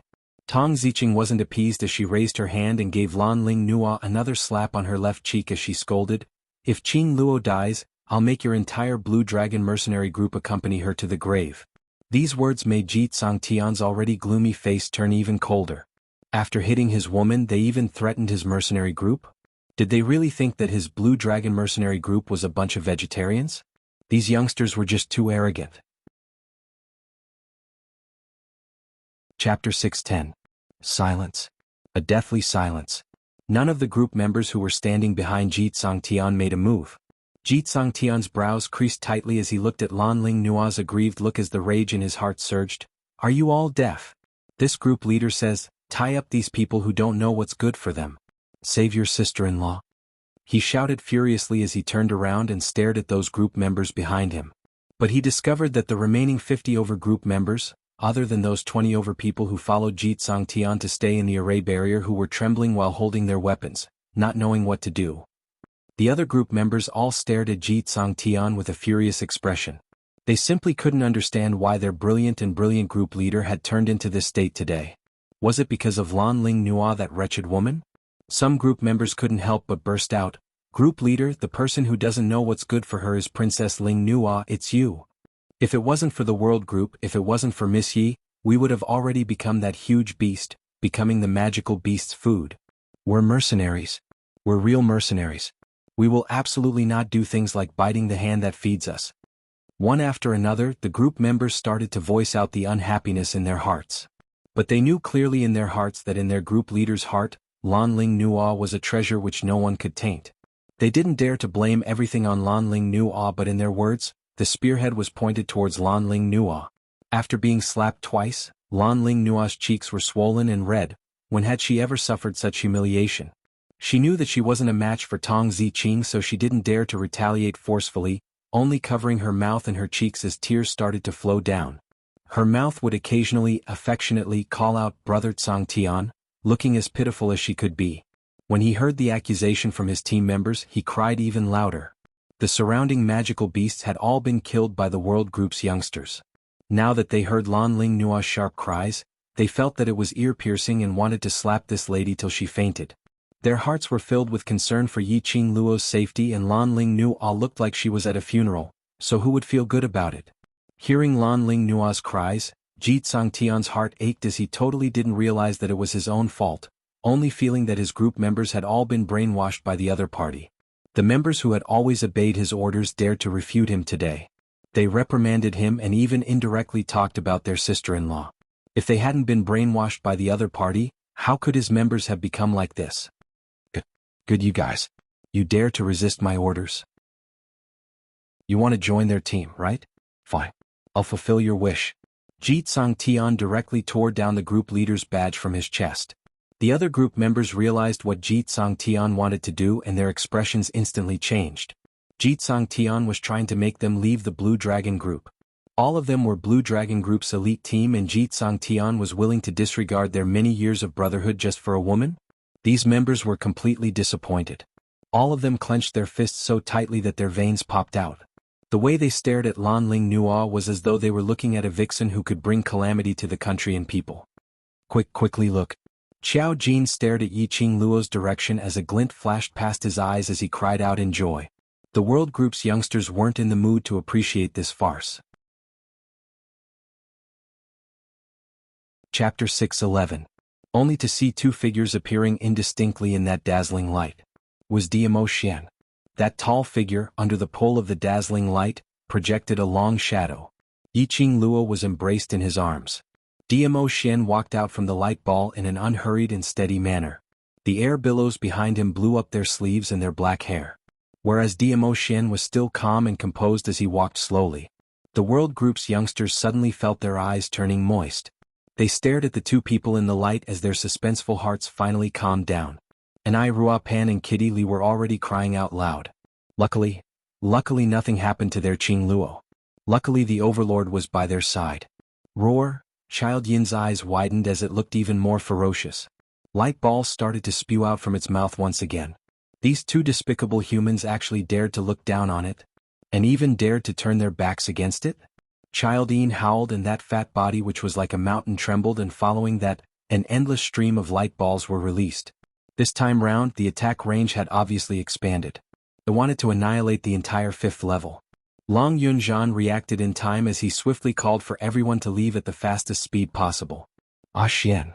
Yi Qing Luo hooked onto Diamo Xian's neck as the both of them exchanged glances, and immediately, the corners of their lips twitched meaningfully. Following that, Yi Qing Luo's peripheral vision shot a glance at Child Yin as she leapt up from Diamo Xian's arms. Diamo Xian followed closely behind her. Two figures floated in midair as they faced that light ball which kept on exploding. The white light flickered as though it was a dream. Under this white light, the duo's peerless, devastatingly beautiful faces became even more spirited and handsome. Yi Qing Luo's black robe was dancing in the strong wind, like a budding rose, a rose in the dark night. Yi Qing Luo's feather fan spun a few rounds on her fingertips as a ray of red light was released from the feather fan, turning into a biting cold wind blade as it met the light ball head-on and struck back. The light ball surged, and this wind blade was extremely powerful. The two forces were stuck in midair and collided with each other. Gazing at Yi Qing Luo's increasingly sweet and exquisite side profile under the white light, Diamo Xian's gaze turned gentle as his lips curled into a smile. His palm moved and a vigorous energy wrapped around the wind blade that Yiqing Luo created. Yiqing Luo's profound energy was already on par with those light balls. Now with the addition of Dmo Xian's profound energy, those light balls were immediately pushed back. Childine was extremely infuriated as he howled and hammered his chest before jumping up agilely to avoid the light ball that was coming back at him. With a leap, it pounced towards the two people floating in the air. Yiqing Luo sneered, her charming eyes were cold and indifferent, without a hint of panic. She exchanged glances with Dmo Xian and her body lightened as the feather fan in her hand opened up and waved out a fire dragon, speedily coiling towards Childine. In the fire dragon, there were still many strands of silver silk which headed straight towards Childine. Under the encirclement of the fire dragon, Childine was already infuriated and totally didn't notice the silver silk which was attacking from the side. After it dispersed the fire dragon which Yiqing Luo had released, those strands of silver silk swiftly pierced into its other eye. That was right. That fire dragon was simply a cover which Yiqing Luo used to confuse Childine. So what if it was a high-leveled mirage beast? Mirage beast was after all a beast. No matter how intelligent it was still a beast. After knowing Childine's weakness, how would Yiqing Luo let go of its other eye? Chapter 6:12. Childine howled as copious amounts of blood started to gush out from its eyes. It covered its own eyes as it kept jumping around and howling. How could it endure the pain of its two eyes being pricked? It cried out miserably as its mountain-like body lost its balance after its eyes couldn't see as it fell heavily onto the ground.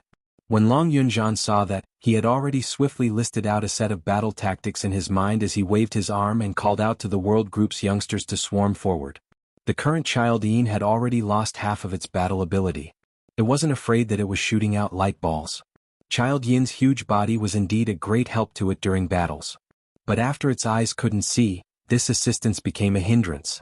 Its mountain-like tall body totally couldn't maintain its balance and stand up. It only had a beast's senses and sense of smell. But the surroundings were filled with the stench of blood from the magical beasts.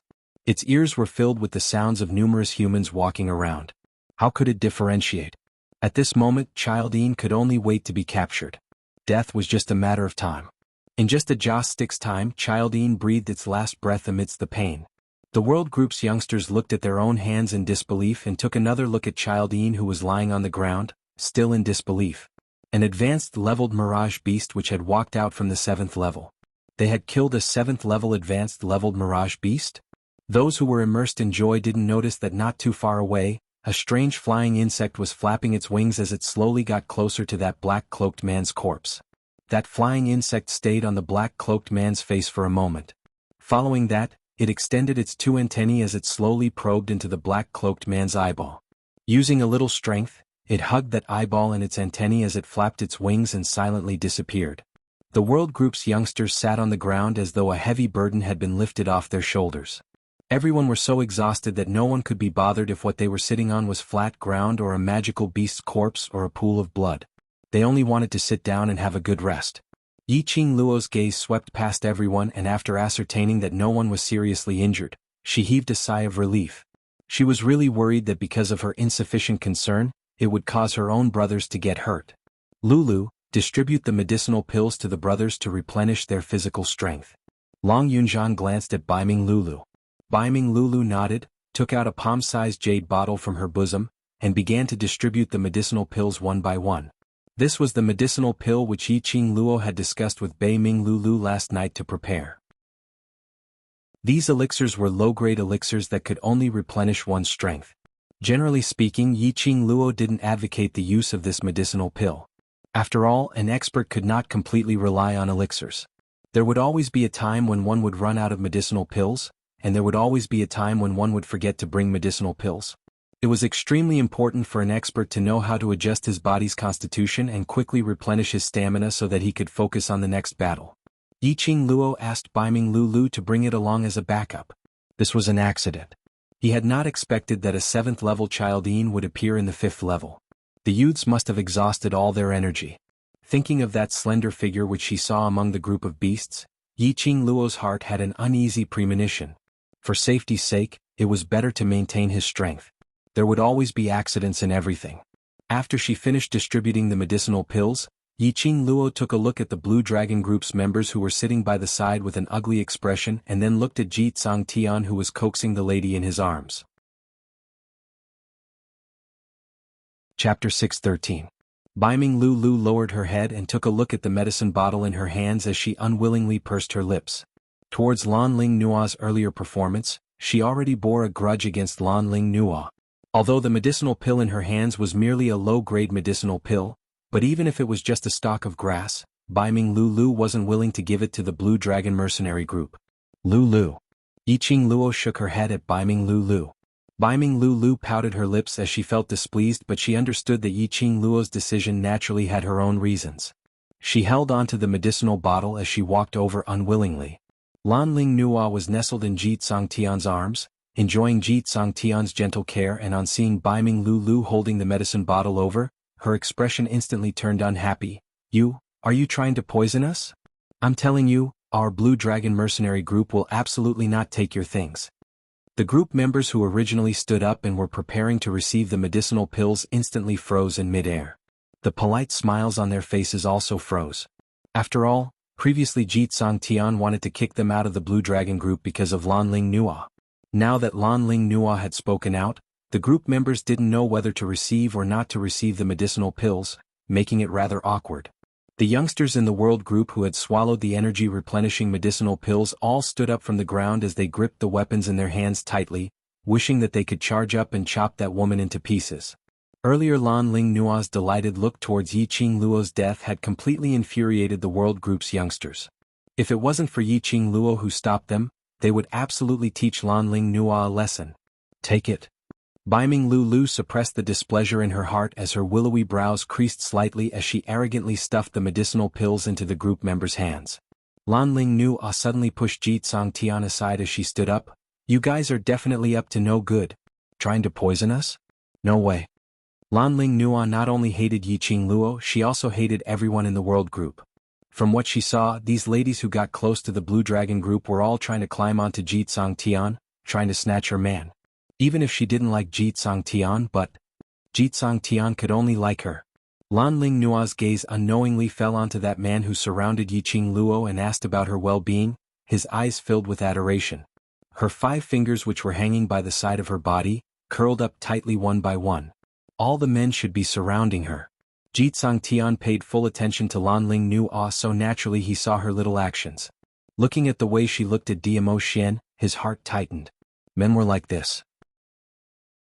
Once a competitor appeared, the previous admiration and love would turn into extreme admiration and extreme love. Immediately, Ji Tsang Tian stood up and placed his palms on Lan Ling Nua's shoulders. His broad chest pressed against Lan Ling Nua's slender back. He looked at Diamo Xian complacently. The complacent smile on his face froze. Diamo Xian didn't even look at him. Ji Tsang Tian's heart surged with a sense of humiliation as he raged at the group members behind him. Didn't you hear what your sister-in-law said? They're trying to poison us. The group members were so aggrieved that they really wanted to steel themselves and leave the Blue Dragon group. But when he thought of the few years he had spent in the Blue Dragon Regiment, growing step by step with the Blue Dragon Regiment, and his own brothers in the Blue Dragon Regiment, no matter what, before today, their regiment commander was indeed a good regiment commander. In the end, they still couldn't bear to part with their feelings towards the Blue Dragon group. The group members clenched their teeth as they said a sorry to Baiming Lu softly and returned back to the group. Chapter 614. Lulu come back. Yiqing Luo didn't force her. Since these people weren't willing to accept their help, then they could only forget about it.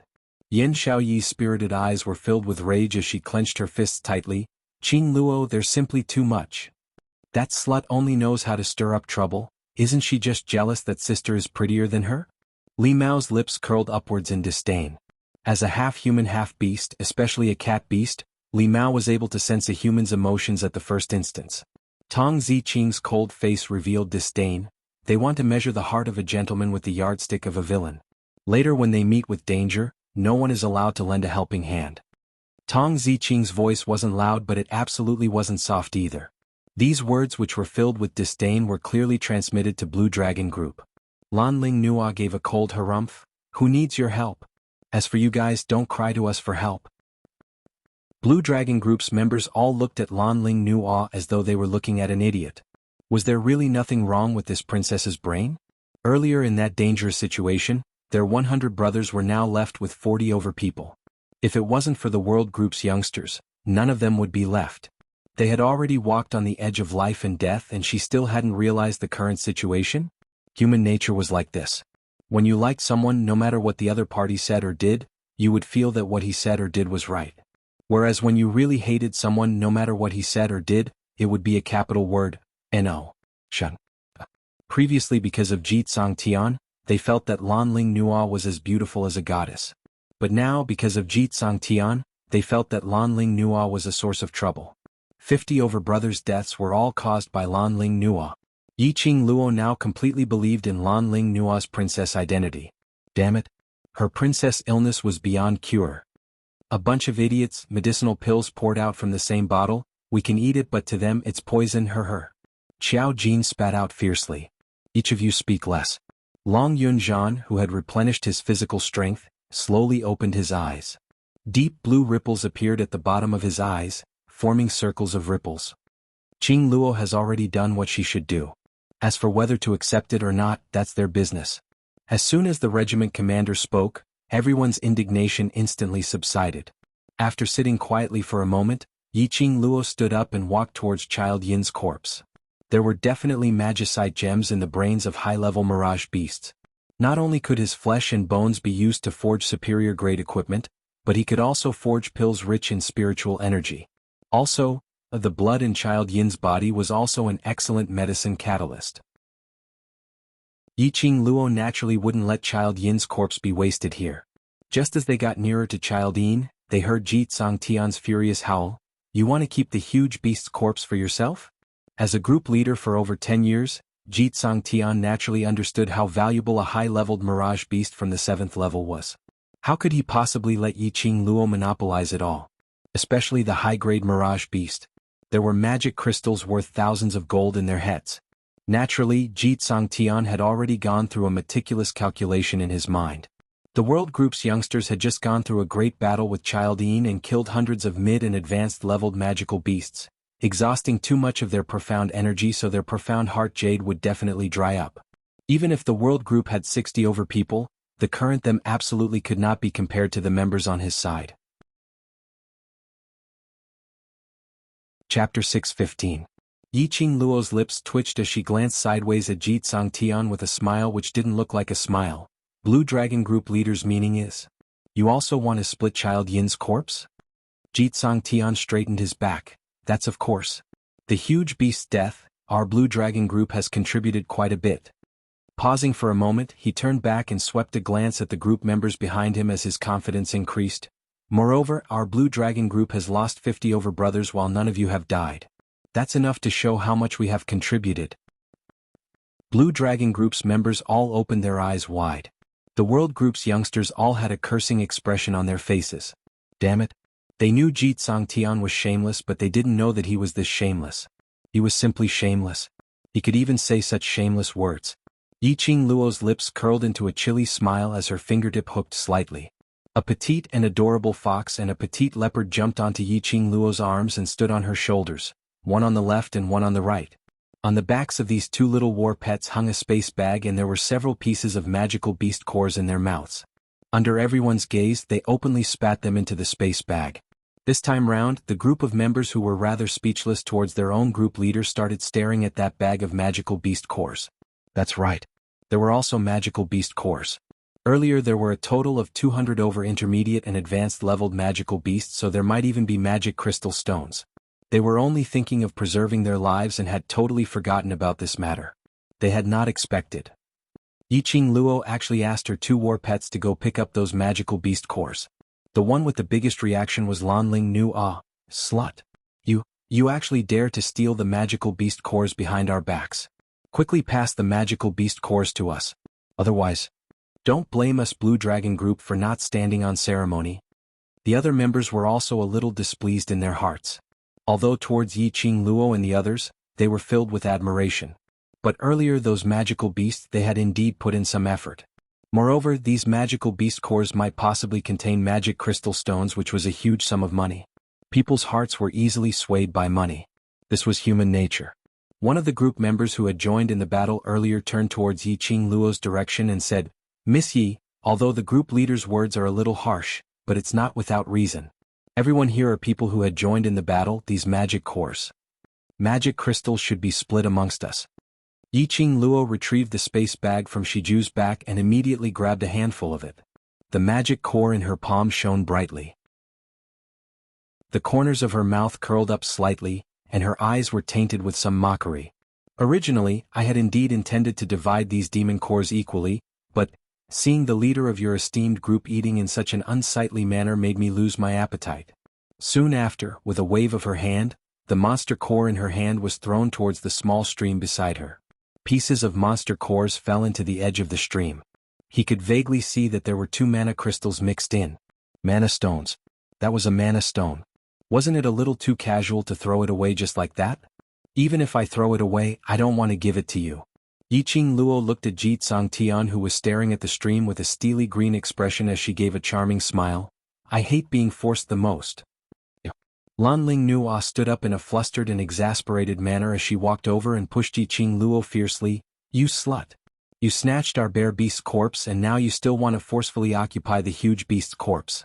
You even want to snatch away the magical beast core which our Blue Dragon group had risked our lives to exchange for? Don't you have any face?" Yo. This little princess actually knew what face was? Chapter 616.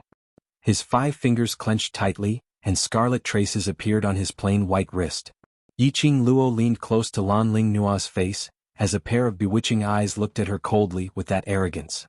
Lanling Nua felt her legs go weak, and a chill rose from the bottom of her feet. He felt as if he was in an ice house so cold that it was bone-chilling. He wanted to struggle, but he didn't have the strength to do so. "Should I say that you are daring or foolish?" Yi Qing Luo's enchanting voice rang beside her ear like an evil spirit demanding for her life. Lanling Nua's eyes widened. Her exquisite and beautiful face was now twisted in a terrifying manner due to fear. "You don't have the ability and yet you dare to come knocking towards me." Yi Qing Luo squinted her eyes as she sneered. "Aren't you very confident in your own beauty? Wasn't it 90% sure that she would win against Ji Tsangtian? How about I do a test for you?" How would Yi Qing Luo not be able to tell that this Lanling Nua totally had no feelings for Ji Tsangtian? She was merely making use of Ji Tsangtian's admiration towards her to coax Ji Tsangtian to be obedient to her. In other words, she was simply enjoying the pleasure of a man being infatuated with her. Lanling Nua's face paled as she realized something. Indeed, he heard Yi Qing Luo laughing coldly. "I'll kill you and let's see if Ji Tsangtian will help you take revenge and kill me." Lanling Nua was so scared that her face turned pale as she stared at Yi Qing Luo in terror. "You dare to kill me? I am the princess of the East Continent. My status is noble. You. Lanling Nua was in the middle of loudly announcing her identity with a sharp voice when her body suddenly became light. Her entire person fell to the ground in a sorry state. The blood of the demonic beasts covered the ground and stained her body. The angle of Yi Qing Luo's casual throw was extremely good. Lanling Nua's face first landed on the ground, and she immediately rolled in a circle.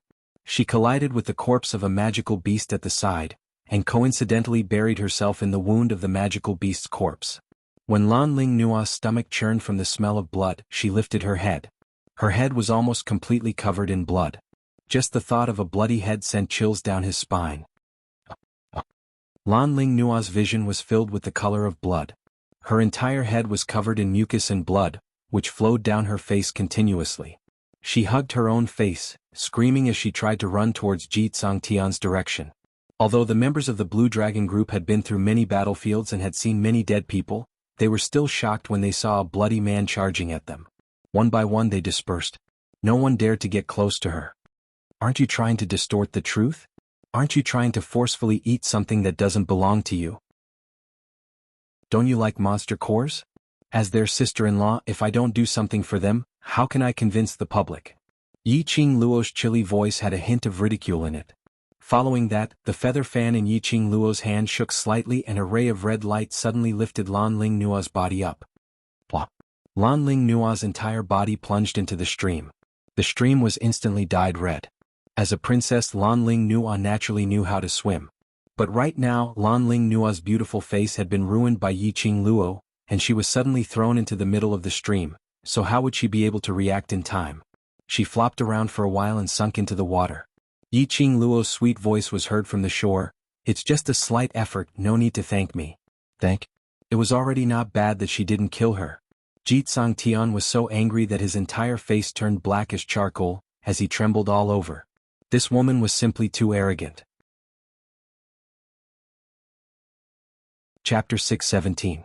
What are you all still in a daze for? Go down and save your sister-in-law. Jitsang Tian swallowed his anger as he dashed to the side of the stream and jumped down directly. Those 20 over members who had been following Jitsang Tian also jumped down when they saw that. This kind of thing which could show their face in front of the group leader and wasn't dangerous at all, they were naturally more than willing to snatch it. The remaining 30 over members who had fought together with the world group previously, as they didn't like Lan Ling Nua, they hesitated for a moment. Eventually they walked to the side of the stream and jumped down. The group of them were in the stream which wasn't considered spacious, but they still weren't able to catch Lan Ling Nua. Lan Ling Nua would surge down from time to time and pop her head out from time to time, making a grumbling sound before sinking back down. Jitsang Tian's heart ached for her. After a long time, even if it was a scorching hot day, soaking in the stream for a long time in such a cold place would make one feel cold. There were already quite a number of members who used the pretense of saving Lan Ling Nua, but in actual fact, they were secretly searching for the magic cores and magic crystals which Yi Qing Luo had thrown into the stream. Standing in the dark, the crowd who were admiring this scene in satisfaction had a carefree smile on their lips. Is it fun? Diamo Xian glanced sideways at the smiling young lady beside him as his gentle peach blossom eyes overflowed with a helpless smile.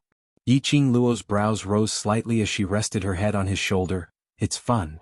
How could it not be fun? Yi Qing Luo moved her fingers, and under the sunlight's illumination, an extremely fine silver thread could be seen faintly from the feather fan in her hands, directly climbing to the side of the stream, onto that Lan Ling Nua who was struggling non-stop. That's right. 50 over people in a small stream, unable to save Lan Ling Nua. Lan Ling Nua would occasionally float up to the surface and occasionally pop her head out to catch her breath, which was all Yi Qing Luo's doing. This patient with princess syndrome not only had a problem with her brain, there was also a problem with her worldview. Time and time again she had provoked her bottom line, so don't blame her for treating her as a performance toy for the world group's youngsters to entertain themselves after the battle. Seeing that Lan Ling Nua was tormented till she was half dead, Yi Qing Luo then shook her fingers as she silently retracted the silver thread.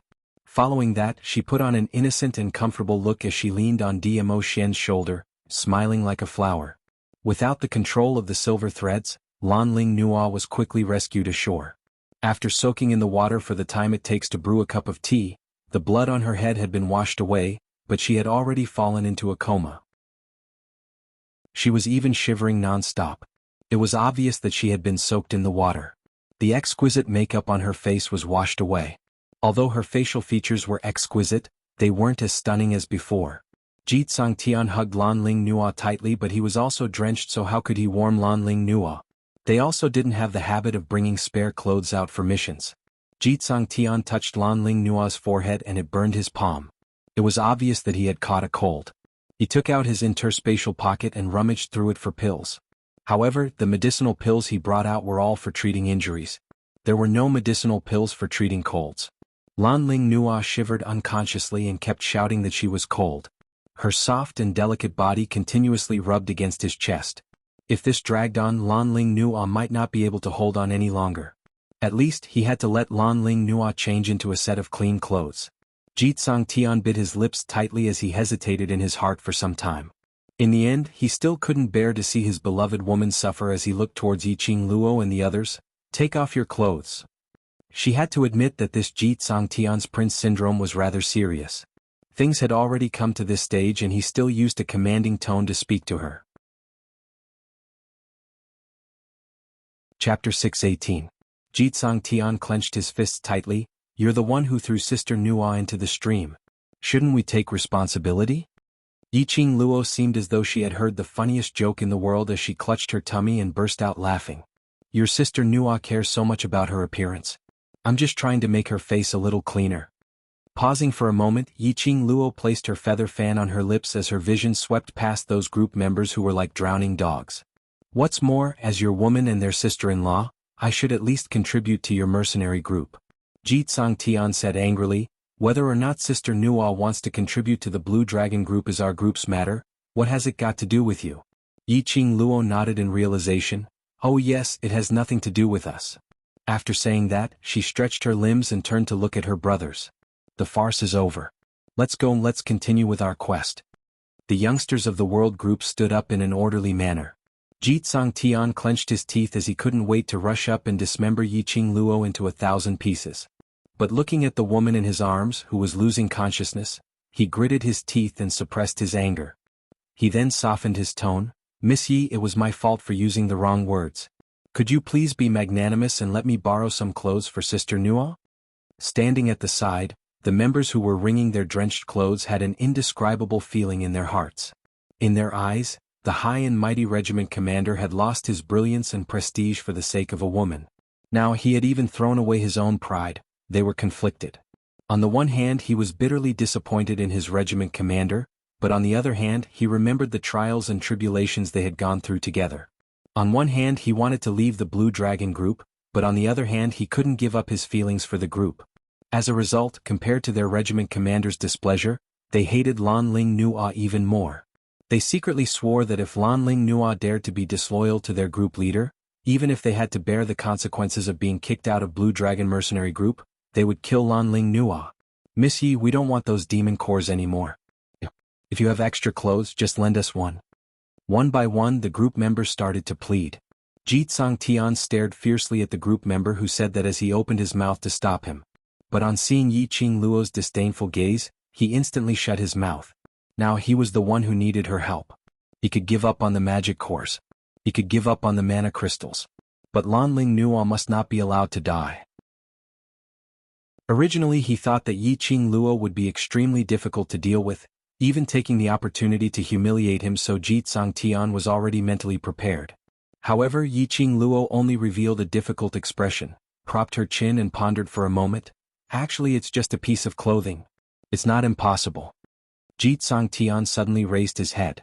Not only will I give you a set of clothes, I can let all of you change into dry clothes. Yi Qing Luo's long and narrow eyes hooked up into a crafty arc. Clearly he was plotting something. Even though he knew it was a scheme, Ji Tsang Tian could only bear with it. What conditions do you have? Right now, it should be 5 in the afternoon. That was around 3 to 5 in the afternoon. Because of your disturbance, a large portion of our mission has not been completed. Yi Qing Luo intentionally paused as her finger pointed to the group members standing by the side. Your beloved has turned into such a state, so I'm sure you don't have the mood to continue with the mission. I need you to lend me some men to help our group complete the mission. Ji Tsang Tian's brows creased tightly as his entire face creased into a ball. Borrow people? Was this a forceful headhunting? Chapter 619. This explanation might as well not explain at all. What was meant by only taking young and handsome young men and young ladies? What was meant by they were too old? Wasn't this blatantly ridiculing their age? The faces of the members of the Blue Dragon group twitched uncontrollably. Did she need to be so damaging? The World Group's youngsters all laughed out loud. After our mission is completed, we will naturally let them go back. Yi Qing Luo shrugged her shoulders with an indifferent look. This condition, whether to change or not, will depend on you guys. Ji Tsang Tian turned silent. Those group members also turned silent.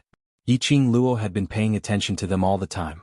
From the looks of it, they were using the mercenary group badge to carry on their internal communication. Yi Qing Luo wasn't in a hurry. Based on Ji Tsang Tian's abnormal concern towards Lan Ling Nua, even if she asked him to kill his brothers by his side, in exchange for a chance for Lan Ling Nua to survive, he would probably agree to it. So Ji Tsang Tian would definitely agree to this condition. As expected, not long later, Ji Tsang Tian raised his head as he squeezed out each and every word from the slits of his teeth. All right. I agree to it. Yi Qing Luo didn't hesitate as she directly walked towards that group of members and casually pointed. Very quickly she pointed out those 30 over people who had taken part in the magical beast battle. I only want these people. As for the rest, just treat them as escorting you back to your encampment. Ji Tsang Tian was patient, and on seeing that she had finally finished choosing, he hurriedly opened his mouth. Clothes. Yi Qing Luo turned her head towards the World Group's youngsters. Young youngsters, take off your clothes. When the World Group's youngsters heard that, they were all stunned. They thought that Yi Qing Luo's realm ring had a lot of clothes. They had not expected that she actually wanted them to take off their clothes. This was the uniform which they had been wearing for less than 3 days. Even if it was already soaked in blood, even if it was torn, it still represented their group's uniform. These youngsters were unwilling and Ji Tsongtian frowned. "You want us to wear your clothes? Up to you." Yi Qing Luo replied impolitely. Ji Tsongtian's muscles tensed up as his anger had already rushed to the top of his head. Lan Ling Nua unconsciously moaned in pain as her little face flushed an abnormal shade of red and her body which had crashed into his embrace was boiling hot. Ji Tsongtian panted heavily as he suppressed his anger. "Yes. Go get changed," Long Yunzhan said calmly. The teenagers hesitated for a moment, and then one by one, they got into the bushes at the side and began to change their clothes. Yan Xiaoyi had ordered 2 sets of uniforms for everyone and everyone was wearing them. After a while, sets of clothes piled up on the ground. The youths changed into clean uniforms and walked out. This scene made Ji Tsongtian's eyes twitch. There were clean clothes but he had to give them dirty clothes. But this time round, Ji Tsongtian had learned his lesson and didn't mention it again. Sloppy clothes were better than these soaked clothes. A group member picked a slightly cleaner set of clothes from the pile and passed it to Ji Tsongtian. Ji Tsongtian carried Lan Ling Nua and was just about to help Lan Ling Nua change her clothes when he suddenly saw a piece of clothing covering his head. Just as he was about to tear off the thing covering his head, he heard a lady's clear and sweet voice. "These are clothes which I have not worn before. You wouldn't wish for your sister Nua to wear other men's clothes, right?" That one sentence successfully made Ji Tsongtian's twisted fingers loosen up. Indeed, he wasn't willing for Lan Ling Nua to wear other men's clothes. Looking at Ji Tsongtian's back view as he went into the forest to help Lan Ling Nua change her clothes, Yi Qing Luo's lips curled into a crafty cold arc. Chapter 620. The youngsters of the World Group had already changed into a new set of uniforms as they walked out of the forest cleanly. The members of the Blue Dragon Group, on the other hand, took their dirty, blood-stained clothes and went to the jungle to change their wet clothes. Even though they were men, after soaking in the water for such a long time and being eroded by the yin qi in the magical beast forest, they still couldn't bear the cold. Even if it was dirty and messy, she could only grit her teeth and wear it. A portion of them entered the bushes to change while a portion of the group members who had changed surrounded Ji Tsongtian's surroundings, forming a meat wall, wrapping him up tightly without leaving any gaps. As though he was worried that the people on Yi Qing Luo's side would peek at his sister Nua changing. Yi Qing Luo's mouth twitched a few times as she snorted softly. The youngsters in her family were all as pure as a piece of white paper, okay? The youngsters in her family weren't blind, alright? Only Ji Tsongtian had the appetite to swallow a woman like Lan Ling Nua. He wondered what expression Lan Ling Nua would have after she woke up and found out that her entire body had been seen and touched by Ji Tsongtian. It would definitely be very exciting. The World Group's youngsters were filled with displeasure as they stared at Blue Dragon Group's side, simply not understanding why Yi Qing Luo wanted to make a deal with them. Even if they didn't need the help of the Blue Dragon Group, they would still be able to complete the mission after replenishing their energy. But the youngsters understood that Yi Qing Luo had her own reasons for doing so. Not too long later, Ji Tsongtian changed into a set of dry clothes and carried Lan Ling Nua, who had similarly changed out as he walked out. The water on Lan Ling Nua's head and face had already been wiped dry. Her face was pale and she was still unconscious. Standing in front of the group members, Ji Tsongtian only stared coldly at Yi Qing Luo for a while before carrying Lan Ling Nua, not even turning his head back as he walked towards the entrance of the 4th level. Lan Ling Nua's body was already boiling hot like it was about to catch fire. He had to bring Lan Ling Nua to find a doctor as soon as possible. He knew clearly that if he were to start a dispute with Yi Qing Luo now, he would absolutely not gain any advantage. That woman was as cunning as a fox. It was as if he knew his feelings for Lan Ling Nua and was unscrupulous. Revenge is a dish best served cold. As long as the World Mercenary Group was still mingling in the mercenary world, he had plenty of methods to take revenge. In the eyes of the members of the Blue Dragon Group, this kind of behavior was not what they thought. Those 20 over people who weren't chosen chased after Ji Tsongtian's footsteps with wild joy. They had long wanted to leave this damned place. The air was filled with the smell of blood and gloomy qi. If it wasn't for the mission, they really didn't want to take a step here. Whereas for those 30 over people who were chosen by Yi Qing Luo, their expressions were extremely ugly as they stared at Ji Tsongtian's departing figure. Was he going to abandon them just like that? He didn't even say a word of comfort? A feeling of abandonment rose in the hearts of these members, recalling the scene where Ji Tian wanted them to leave the Blue Dragon group. Disappointment immediately filled his heart. They suddenly did not know why they had been so persistent all this time. While everyone was staring at those members of the Blue Dragon group, Yiqing Luo's fingertip hooked onto Shiju's shoulder as she leaned close to its ear and whispered a few words. Shiju blinked its eyes and howled softly. In a blink of an eye, Shiju's figure disappeared from Yiqing Luo's shoulder. Qing Luo, that little slut deserves it even if she froze to death. Why do you still need to give her clean clothes? Yan Xiaoyi furrowed her brows in indignation. Chapter 621. Scapegoat? The youths were puzzled. Yiqing Luo's smile didn't diminish as her feet moved and she had already turned into an afterimage, speedily nearing the entrance of the 4th level. Among the dense trees, everyone's expressions tightened as they stared at Yiqing Luo's actions. Following that, he saw Yiqing Luo's lightning-fast figure and in a few breaths, she had already pinched a black-robed man as she walked out. That black-robed man's face flushed red from being pinched, as he kept struggling to pry Yiqing Luo's fingers away. He was originally hiding in the dark, paying attention to Yiqing Luo and the others' actions. His concealment was absolutely impeccable. He had not expected that in the blink of an eye, it had fallen into Yiqing Luo's hands. It was so fast that he still hadn't realized what had happened. Assassin. Yan Xiaoyi's beautiful eyes suddenly widened as she looked at the black-robed man in Yiqing Luo's hands and speedily rushed forward. Someone wants to kill us? Yiqing Luo nodded her head as her squinted eyes revealed an enchanting brilliance. Earlier when she was dealing with Childine, she had already discovered an unfamiliar aura in the dark. However, this aura wasn't strong, and it had been lingering outside the battlefield. This kind of aura. To Yiqing Luo, who was once a killer, she was absolutely not unfamiliar with it. There were assassins lying in ambush nearby. After Yiqing Luo sensed carefully, she confirmed that there was only one killer. It was probably an assassin who was secretly monitoring their movements. Yiqing Luo wasn't so silly to think that this killer dared to assassinate them alone. If the killer dared to come here alone to investigate the situation, he must have an accomplice. Yiqing Luo casually threw the killer towards Qiao Jin and immediately drew out a handkerchief as she slowly wiped her hands. Qiao Jin hurriedly trapped the killer. He stared at the killer for a long time before his face suddenly lit up. Your scapegoat is referring to this? Seeing Yiqing Luo nodding her head, the World Group's youngsters started to laugh unkindly. That's what they said, anyone who offended their Madame Qing Luo, no matter who it was, they could forget about having it easy. Let's observe a moment of silence for those mercenaries. The youths all closed their eyes and observed a moment of silence. In fact, he couldn't hide the smile on his face. He had to admit that Yiqing Luo was indeed treacherous. The assassins did not know who their target was. But no matter who the target was, Ji Tian and the others had to take the blame. This was not a light scapegoat. If he was not careful, he might be smashed to death by this walk.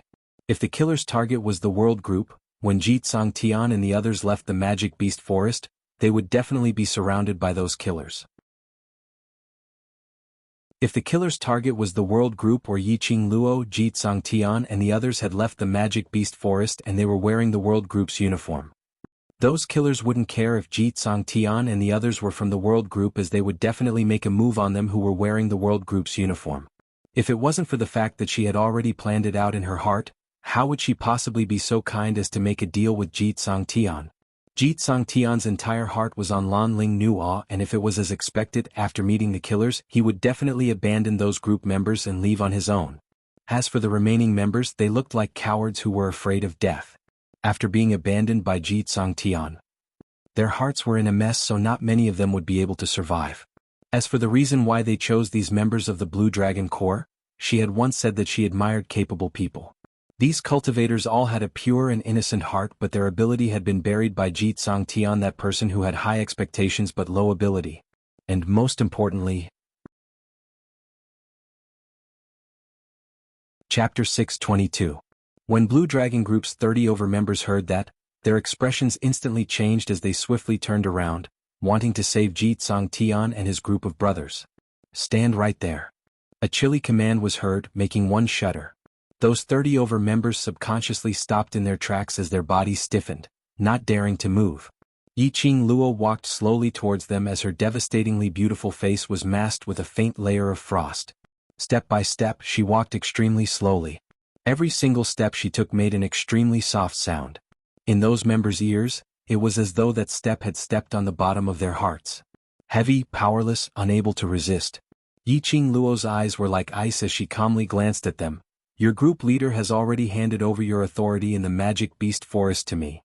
We're going to save. Before they could finish their words, they were interrupted by Yiqing Luo's ridiculing laughter. Save? It's too late. You're all very clear on how much your group leader values that princess. She won't be able to hold on for much longer, and your group leader must have hastened his pace. By now, he should have already met with those killers. The 30 members' expressions turned uglier by the minute. Their original admiration towards Yiqing Luo had now turned into thick anger. As compared to their admiration towards Yiqing Luo, they were more inclined towards the Blue Dragon mercenary group which they had gotten along with for the past few years. There were simply too many brothers here who had once gone through life and death together. Yiqing Luo actually schemed for the killers to assassinate the Blue Dragon group. She wanted to borrow the killers' hands to kill Jitsang Tian. They were going to save Jitsang Tian. No matter how inconsiderate today's group leader was, no matter how much he made their hearts turn cold because of Lan Ling Nua, group leader was after all the group leader. This was a deeply ingrained fact. As long as you're still Blue Dragon mercenary group's mercenaries, you have to listen to my commands obediently. Yiqing Luo's lips curled slightly as she raised her index finger and gave an enchanting smile. Your group leader personally promised me. More than 30 members who had lifted their feet, abruptly retracted their feet. Yes. This was the deal that Jitsang Tian and Yiqing Luo had made. In the Magic Beast Forest, they must help the World Group to complete their mission, unconditionally coordinating with Yiqing Luo's actions. But if they knew that Jitsang Tian and the others were being chased by the killers and they still stood by the side, how were they going to face Blue Dragon Group? One side was love, the other side was righteousness. They really didn't know how to choose. Even if you rush over now, it's of no use. Yiqing Luo's eyes were filled with ridicule as she stared at the struggling expressions of these group members. His voice suddenly paused as he gave an innocent smile. Of course, if you insist on going against the deal and leave the World Group, I won't force you. Since they had already spoken to this extent, would they dare to leave so easily?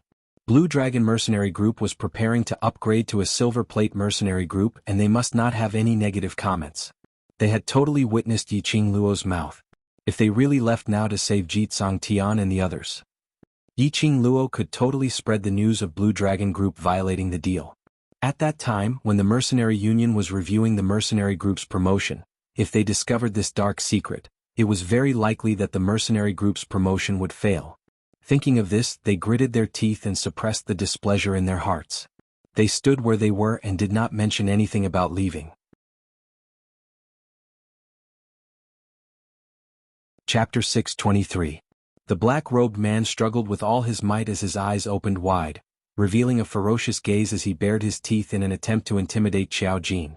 The black-robed man had heard Yiqing Luo and the rest's conversation clearly, and had heard everything clearly. These children, who looked to be no more than 15 or 16 years old, actually had such deep scheming minds. Not only did they discover him who was hiding in the dark, they were even able to swiftly counterattack. Killing with a borrowed knife? This wasn't merely killing with a borrowed knife. It would also cause the Blue Dragon Mercenary Group to form a feud with their killer alliance. Even if they had recognized the wrong person and killed the wrong person.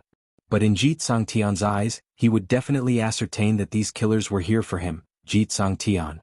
The black-robed man struggled to send out a signal flare, trying to warn his partner. But Xiao Jin's hands which were clasping the killer's arms were extremely tight. Who sent you here? Yiqing Luo walked towards the black-robed man as her vision swept past him. Who's your target? Pui. The black-robed man spat out fiercely. Damn. You still dare to be so arrogant in my hands. Xiao Jin instantly exploded as he threw him onto the ground and immediately stomped on the black-robed man's chest. This stomp was filled with strength. The black-robed man coughed fiercely as blood spurted out from his mouth. He kept on coughing violently as his body kept on shaking. A wooden token slid out from his messy open shirt. The black-robed man's eyes widened in terror as he stretched out his hand in an attempt to snatch that wooden token back. His hand had just stretched out when it was stepped on by a petite foot. A fair little hand picked up that wooden token. The totem carved on the wooden token was extremely exquisite. From that outline it looked similar to a bat. In the middle of the wooden token, there were 3 words carved in flamboyant calligraphy: Killer Alliance. Killer Alliance? Yan Xiaoyi screamed out in astonishment. Killer Alliance, that was one of the top assassins in Nirvana realm. One must know that the weakest assassin in Killer Alliance was at Mystic Profound 5th grade realm, and their movements were remarkable. Furthermore, even if you had money, you might not be able to hire the assassins from Killer Alliance. If you wanted to hire the assassins from Killer Alliance, you had to go through connections. Ordinary people naturally heard of Killer Alliance's reputation. Especially those 30 over Blue Dragon Group members, their faces were steely green as they clenched their fists tightly. An assassin from the Assassin's Alliance. Those brothers, can they fight against these killers? A few of the members could no longer hold back their worry for their brothers and ran towards the 4th level. With one person taking the lead, the other members couldn't hold it in any longer. The reputation of a mercenary group was important. But if they were to watch their brothers die, they really couldn't do it. At most, after saving those brothers, they would leave Blue Dragon Mercenary Group. With this thought in mind, the members left one by one. You people. Yan Xiaoyi chased up a few steps and pointed at those group members as she scolded, "Ungrateful. Leaving just like that, you really are a dog that can't be tamed." In Yan Xiaoyi and the others' hearts, Yiqing Luo really took good care of these 30 over group members. Xiaoyi. Yiqing Luo called out to Yan Xiaoyi as she clenched the wooden token in her hand tightly. Raising her eyes, she gave an extremely calm smile. "If they don't go and save their brothers, I would instead look down on them." The Blue Dragon Group was their home. The members of the Blue Dragon Corps were their family and their brothers. If they really did not care about their brother's life and death to that extent, then they would really be known as a dog that can't be tamed. Looking at those people's departing figures, Yiqing Luo was even more certain of these people's character. These people should have a better place to develop. Chapter 624. You're thinking of? Long Yunzhan's handsome brows creased slightly, as though he was aware of Yiqing Luo's thoughts. Yiqing Luo tossed the wooden token into the profound phoenix ring and nodded decisively, "Yes." Long Yunzhan frowned even more. The surrounding youths did not understand the riddle between them and asked curiously. Yiqing Luo only gave a mysterious smile. "Killer's Alliance." Yiqing Luo shot her gaze towards the black-robed man. "The person who hired your Killer's Alliance, is Yuchi family's patriarch, right?" The black-clothed man no longer had the strength to struggle. He lay limply on the ground, coughing out a mouthful of blood from time to time. He looked half dead. The black-robed man didn't reply, and Yiqing Luo couldn't be bothered to interrogate further. He continued, "Your target is me." The black-clothed man was still half dead. Yiqing Luo's eyes went into a blank as a bloodthirsty smile appeared, looking at Xiao Jin. "Kill him." Killed? Xiao Jin was startled. He hadn't even gotten any information from the black-clothed man, and he was killed just like that? Kill. Yiqing Luo said without hesitation. She could already confirm that the Yuchi family had hired assassins from the Assassins Association. She should have guessed that the Yuchi family head had lost face in front of everyone, and it might even endanger the Yuchi family's position. How could the Yuchi family head let her off so easily? Patriarch Yuchi wished for nothing more than for her to die. These killers were professionally trained killers. They were a group of desperados who did not care about their own lives at all. Moreover, the habit of not being able to complete a mission no matter how big the world was had long been ingrained in his bones. Towards those who were bent on killing her, Yiqing Luo would absolutely not be lenient. The Yuchi family. There was no rush. Prey had to be slowly teased. Only then would it be interesting. After battling with Child Een and hundreds of intermediate and high-leveled magical beasts, these youths obviously felt that their abilities had become much stronger. When it came to the rest of the mission, it was practically effortless for him to obtain the magical beast's corpse. Even the eagle beast, which was the most difficult to deal with, was completed with everyone's help. During the mission, the 30 or so members who had left also returned to the team. Their expressions were ugly, and the gazes they used to look at Yiqing Luo were filled with hatred. Yiqing Luo could tell. She was right. Jitsang Tian and the others were blocked by the killers at the entrance of the magic beast forest. Furthermore, Jitsang Tian brought Lan Ling Nua as they abandoned those group members and escaped. Those members had all died in the hands of the Assassin Alliance's assassins. Yiqing Luo thought that these group members would at least accuse her of being cold-blooded, accusing her of knowing everything but allowing things to happen. But, from beginning to end, none of them spoke a single word. And towards Yi Qing Luo and the rest's arrangements and deployment, they were extremely cooperative. When the youngsters were in charge of killing the beasts, Yi Qing Luo and Bei Ming Lu were in charge of 3 medicinal herb harvesting missions. After being promoted to Mystic Profound 8th grade, Yi Qing Luo clearly felt that no matter if it was speed or skill, it had all increased by more than 1 level. While picking the herbs, she still had the leisure to tease the magical beasts guarding the herbs. By the time they finished all 10 missions and walked out of the magical beast forest, it was already close to midnight. In the pitch-black night sky, a bright moon hung high in the sky, dotted with stars. Having stayed in the magical beast forest for an entire day, the youths immediately felt that the outside world was too beautiful. He no longer had to endure the stench of magical beast's blood. He no longer had to endure the gloomy cold air from the surroundings. Most importantly, the 10 missions were all completed. The youngsters walked out of the magical beast forest's cold entrance, not bothering about the corpses strewn all over the place, not bothering about the other teams who passed by them. Chapter 625. The 30 members who had been silent swept a glance at those youngsters lying on the ground. Their gazes swept past those corpses as their brows creased slightly.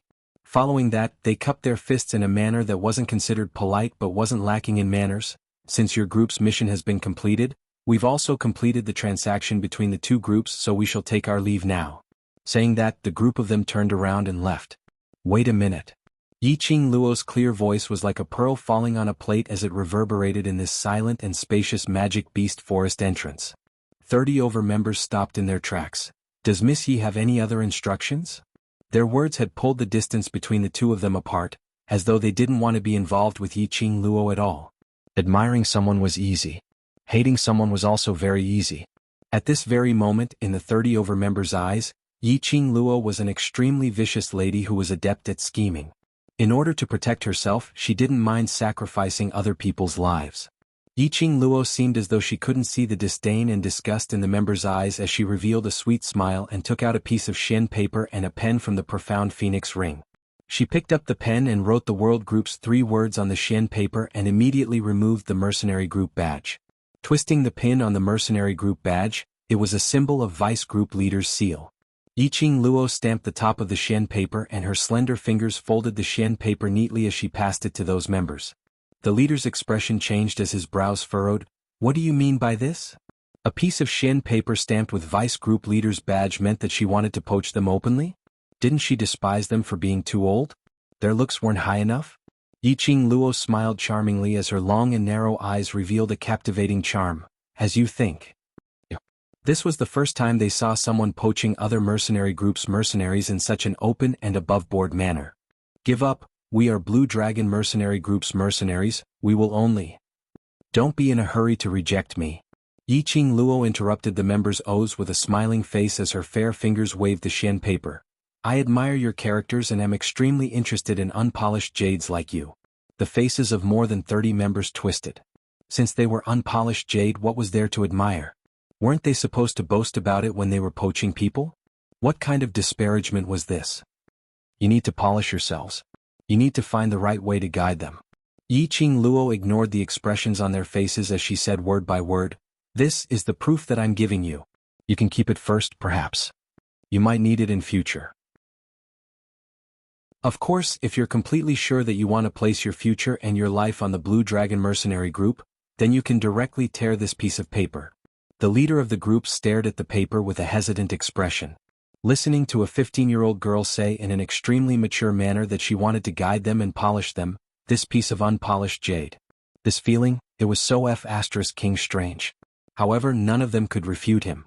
They had already seen Yi Qing Luo's ability in the magic beast forest. However, why was she so confident that they would definitely keep her proof? The leader's peripheral vision swept past the expressions of the few people beside him as he stretched out his hand and received that Shen paper. In front of Yi Qing Luo, he was about to tear it down. We don't need it. Chapter 626. Yi Qing Luo spoke extremely slowly as her voice was filled with gentleness, leisurely and contented. She didn't anxiously hope that they would agree, nor did she have the feeling that it didn't matter whether they agreed or not. She just calmly stated the truth. Your choice to me doesn't have much use. But to you, it's a choice of fate. Yiqing Luo saw the leader's hand which was about to tear the paper stopped as he stiffly maintained the action of tearing the paper. He was stunned for some time before he stiffly moved his arm. What do you have to make us believe you? Yiqing Luo's smile was brimming with confidence. Based on the fact that I'm Yiqing Luo. The 30 or so members were completely stunned. Just how arrogant was this young lady? Based on the fact that she was Yiqing Luo? She had that much confidence in herself? Not knowing why, the group members had an urge to believe her. In their minds, the scene of what Ji Tian had done for Lan Ling Nua appeared, which made one's heart turn cold. Looking at the ground full of corpses, their hearts ached. The main culprit of all these was Yiqing Luo. But Ji Tian definitely had something to do with it. Ji Tian abandoned his own brothers, and under his brother's cover, he left. Yet these brothers of his had died here. Their group leader abandoned them. His 5 fingers curled up one by one. The leader of the group grabbed the piece of paper in his hand, as though he was making a huge decision. In the end, the leader kept the paper into his bosom as he gritted his teeth. I hope that we will never have the chance to meet again. Yiqing Luo smiled in disbelief. I'm afraid this chance is not too far away. The 30 or so members left angrily. Looking at their departing figures, Kitty Lee blinked her watery eyes as she hooked onto Yiqing Luo's arm. Sister, why did you give them that piece of proof? The world group, which was personally written by Yiqing Luo, was stamped by the vice group leader. This piece of paper represented Yiqing Luo.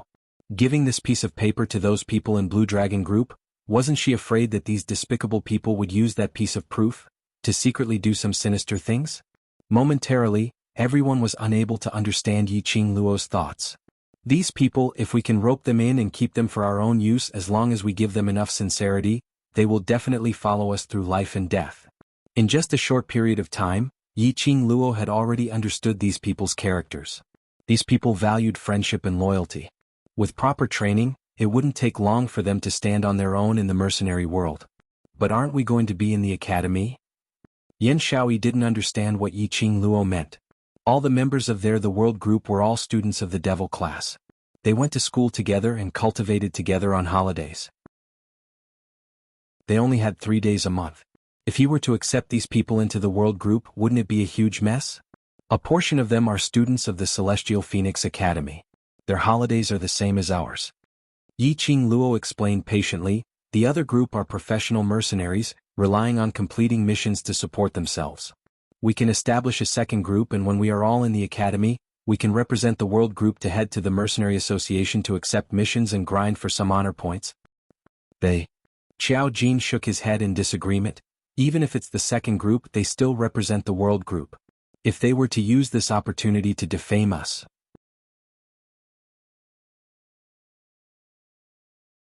Chapter 627. I understand Qing Luo's intention. Long Yunzhan nodded. I agree. Yiqing Luo's lips curled as she exchanged glances with him and smiled. It was because Long Yunzhan didn't reject her intention earlier.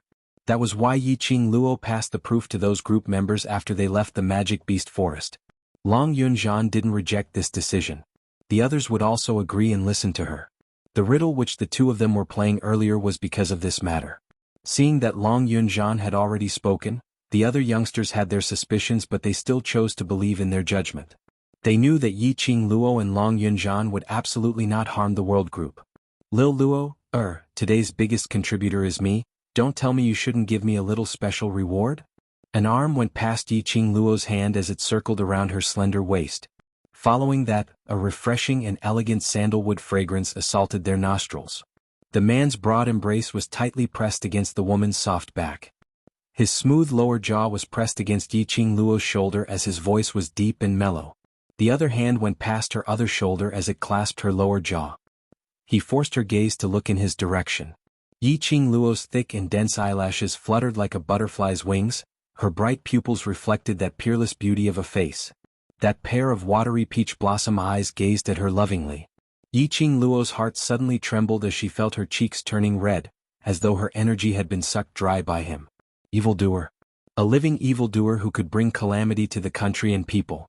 Her peripheral vision saw those youngsters' ridiculing gazes, and Yiqing Luo's cheeks turned even hotter as she turned around and faced Dmo Xian as she pushed his chest.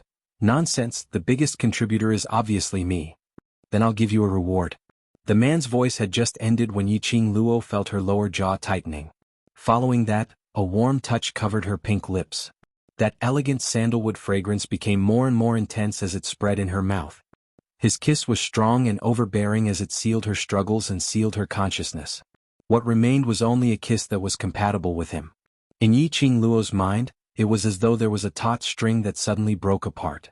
A scorching flame was burning in his body. Bit by bit it eroded her will. Yi Qingluo's little hand, which was on Dmo Xian's chest, gradually reduced in strength. Dmo Xian hugged her slender waist tighter and tighter, as though he wanted to melt her into his bones. Just as Yi Qingluo's consciousness started to blur and was about to sink into oblivion, her peripheral vision swept onto the youngsters who were standing by the side, staring at them in a daze. Yi Qingluo's face suddenly flushed red. Yi Qingluo didn't know where the energy came from as she pushed him away fiercely. Who wants your reward? This monster. If it was in private, it would be fine if the two of them were intimate. Kissing her in front of all these brothers, with so many pairs of eyes, how was she going to maintain her dignity in front of her brothers in the future? Yi Qingluo's face was so red that it looked like water was about to drip out. Qingluo, it's all right, you guys carry on, just treat as if we don't exist. That's right. We're already used to being abused. You don't have to worry about us at all. If you want to kiss us, kiss us. If you want to hug us, hug us. The youngsters' ridiculing words came one after another. It was because of their ridicule that the atmosphere became relaxed once again. Today's exhaustion in the magic beast forest was swept away in the laughter. Hearing the youngsters' ridicule, Yi Qingluo's face turned red as she stared resentfully at Dmo Xian. But she saw him clutching his chest as his brows creased slightly. Chapter 628. Yi Qingluo's heart thumped. She suddenly thought of something as the smile on her lips disappeared. She took quick steps towards Dmo Xian as she stretched out her hand and tugged his collar. You come with me. As expected, with this tug she could clearly feel that his body was slightly stiff. Although Dmo Xian maintained his smile and gentle gaze. But that slight crease on his brows, Yi Qingluo saw it clearly. Go back to the mansion and have a good rest. We'll be returning to the academy tomorrow.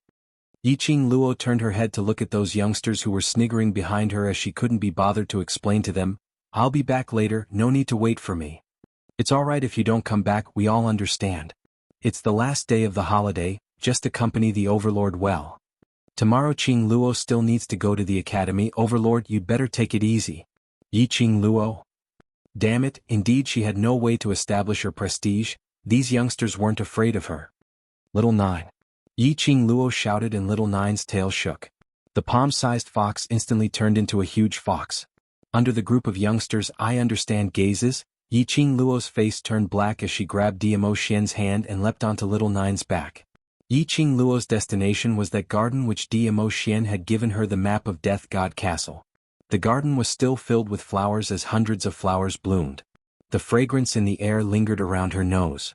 Standing in the middle of the flowers, Dmo Xian's eyes were filled with smiles. His curved peach blossom eyes were long and narrow with a demonic charm. Little Luo, are the same location, the same you and me, are you hinting me to do what we did here that day? His tone was extremely joyous. That pitch-black obsidian-like eyes started to spread out as it started to thicken. Yi Qingluo wasn't like the past, revealing a lady's coquettish side because of Dmo Xian's teasing. Her expression was grave as she grabbed Dmo Xian's extended wrist and with a tilt, she pressed him into the flowers. Yi Qingluo sat on Dmo Xian's abdomen as her hands tore his clothes. Dmo Xian caught the two little hands which were pulling randomly as he placed it by his lips and planted a kiss on it. Little Luo, are you trying to force yourself? His tone was evil, and his long and narrow eyes exuded a devilish charm that was incomparably alluring. Yi Qingluo didn't say a word as her face was still sunken, struggling to tug at his clothes. Little Luo, Dmo Xian's voice abruptly turned heavier as he tightened his grip on her wrist. Stop fooling around. Why are you hiding? Yi Qingluo sneered as her charming eyes were filled with chilliness. I forced myself on you, shouldn't you feel happy? If it was during normal times, Dmo Xian would definitely turn from guest to host. Indeed, I'm very happy. Dmo Xian stared into her eyes and spoke in a serious tone. But Lil Luo, you're a lady and a lady's reputation is very important. I hope that the relationship between us can be placed on our wedding night, and take it a step deeper. Oh. Yi Qingluo's sneer grew thicker. Since when did Dmo Xian know what reputation was? He had always done things his own way and did not care about what others thought of him. Talk about honor with her now? But I can't wait. Yiqing Luo's wrist nimbly flipped as she held Dmo Xian's hand, while her other hand speedily unbuttoned his clothes. A soft sigh which could not be heard came from the depths of Dmo Xian's throat. His clothes were open, revealing a muscular chest. But on that chest, there was an extremely glaring red, piercing Yiqing Luo's eyes. Chapter 629. Why didn't you tell me you were injured? Yiqing Luo stared at the red gauze, her fingers trembling as she touched it. However, before he could touch the gauze, he retracted his hand while trembling. Dmo Xian was injured. The high and mighty Di Zun was injured. It's not a big injury. I'm fine. Dmo Xian's lips twitched slightly as he raised his hand to caress Yiqing Luo's fine black hair. I didn't tell you because I was afraid you would be worried. There was so much blood flowing from this wound, how could it be just a small injury? If it was just a small injury, a few pills could solve it. Why would there be so much blood? Suddenly Yiqing Luo recalled something. That map. The bloodstains on the map. Yiqing Luo's heart suddenly trembled. Your injury? Was it when you went to Death God Castle to help me draw the map you got injured? That's right, the bloodstains on the map. Ever since Dmo Xian dashed into Death God Castle and brought her away from Zhu Wuxin, she thought that she had guessed wrongly and assumed that Dmo Xian wasn't injured, hence she didn't probe further. If she hadn't noticed that something was wrong with his expression, she probably wouldn't have noticed it. A sense of vexation and guilt towards Dmo Xian arose from the bottom of her heart. She was not a qualified woman who could stay by Dmo Xian's side. She had never properly cared for Dmo Xian. It would only create one trouble after another for Dmo Xian. The more she thought, the tighter Yiqing Luo's heart became. There was a suffocating feeling in her throat.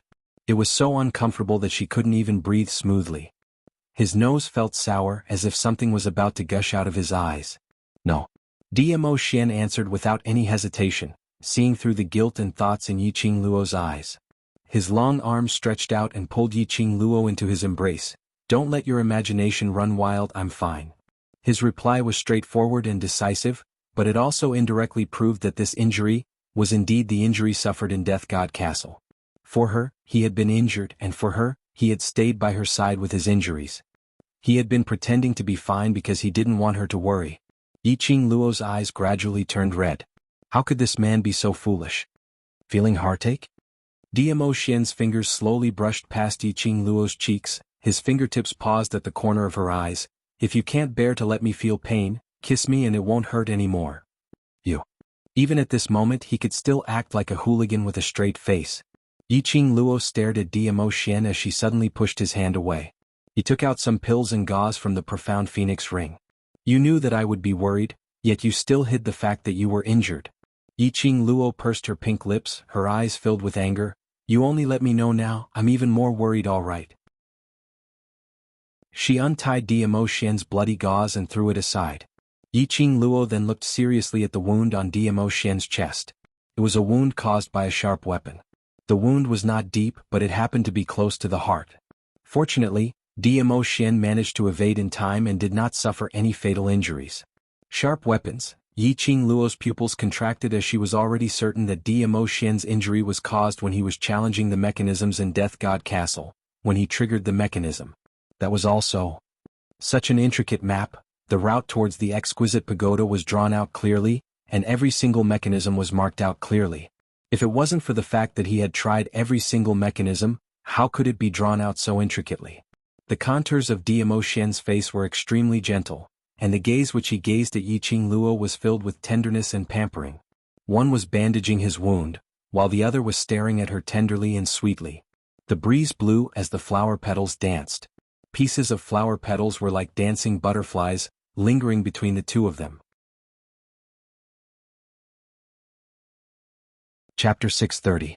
After Yiqing Luo was done with the bandaging, she helped Dmo Xian to adjust his clothes properly and was about to speak. His line of sight met with a calm sleeping face. A man with outstanding looks, no matter from which angle, was so handsome that it made one want to scream. Not knowing when he had fallen into a deep sleep. He was in a deep sleep. Even when she slowly moved her body and laid down beside him, he didn't wake up. Usually he was vigilant and could even sense a gust of wind.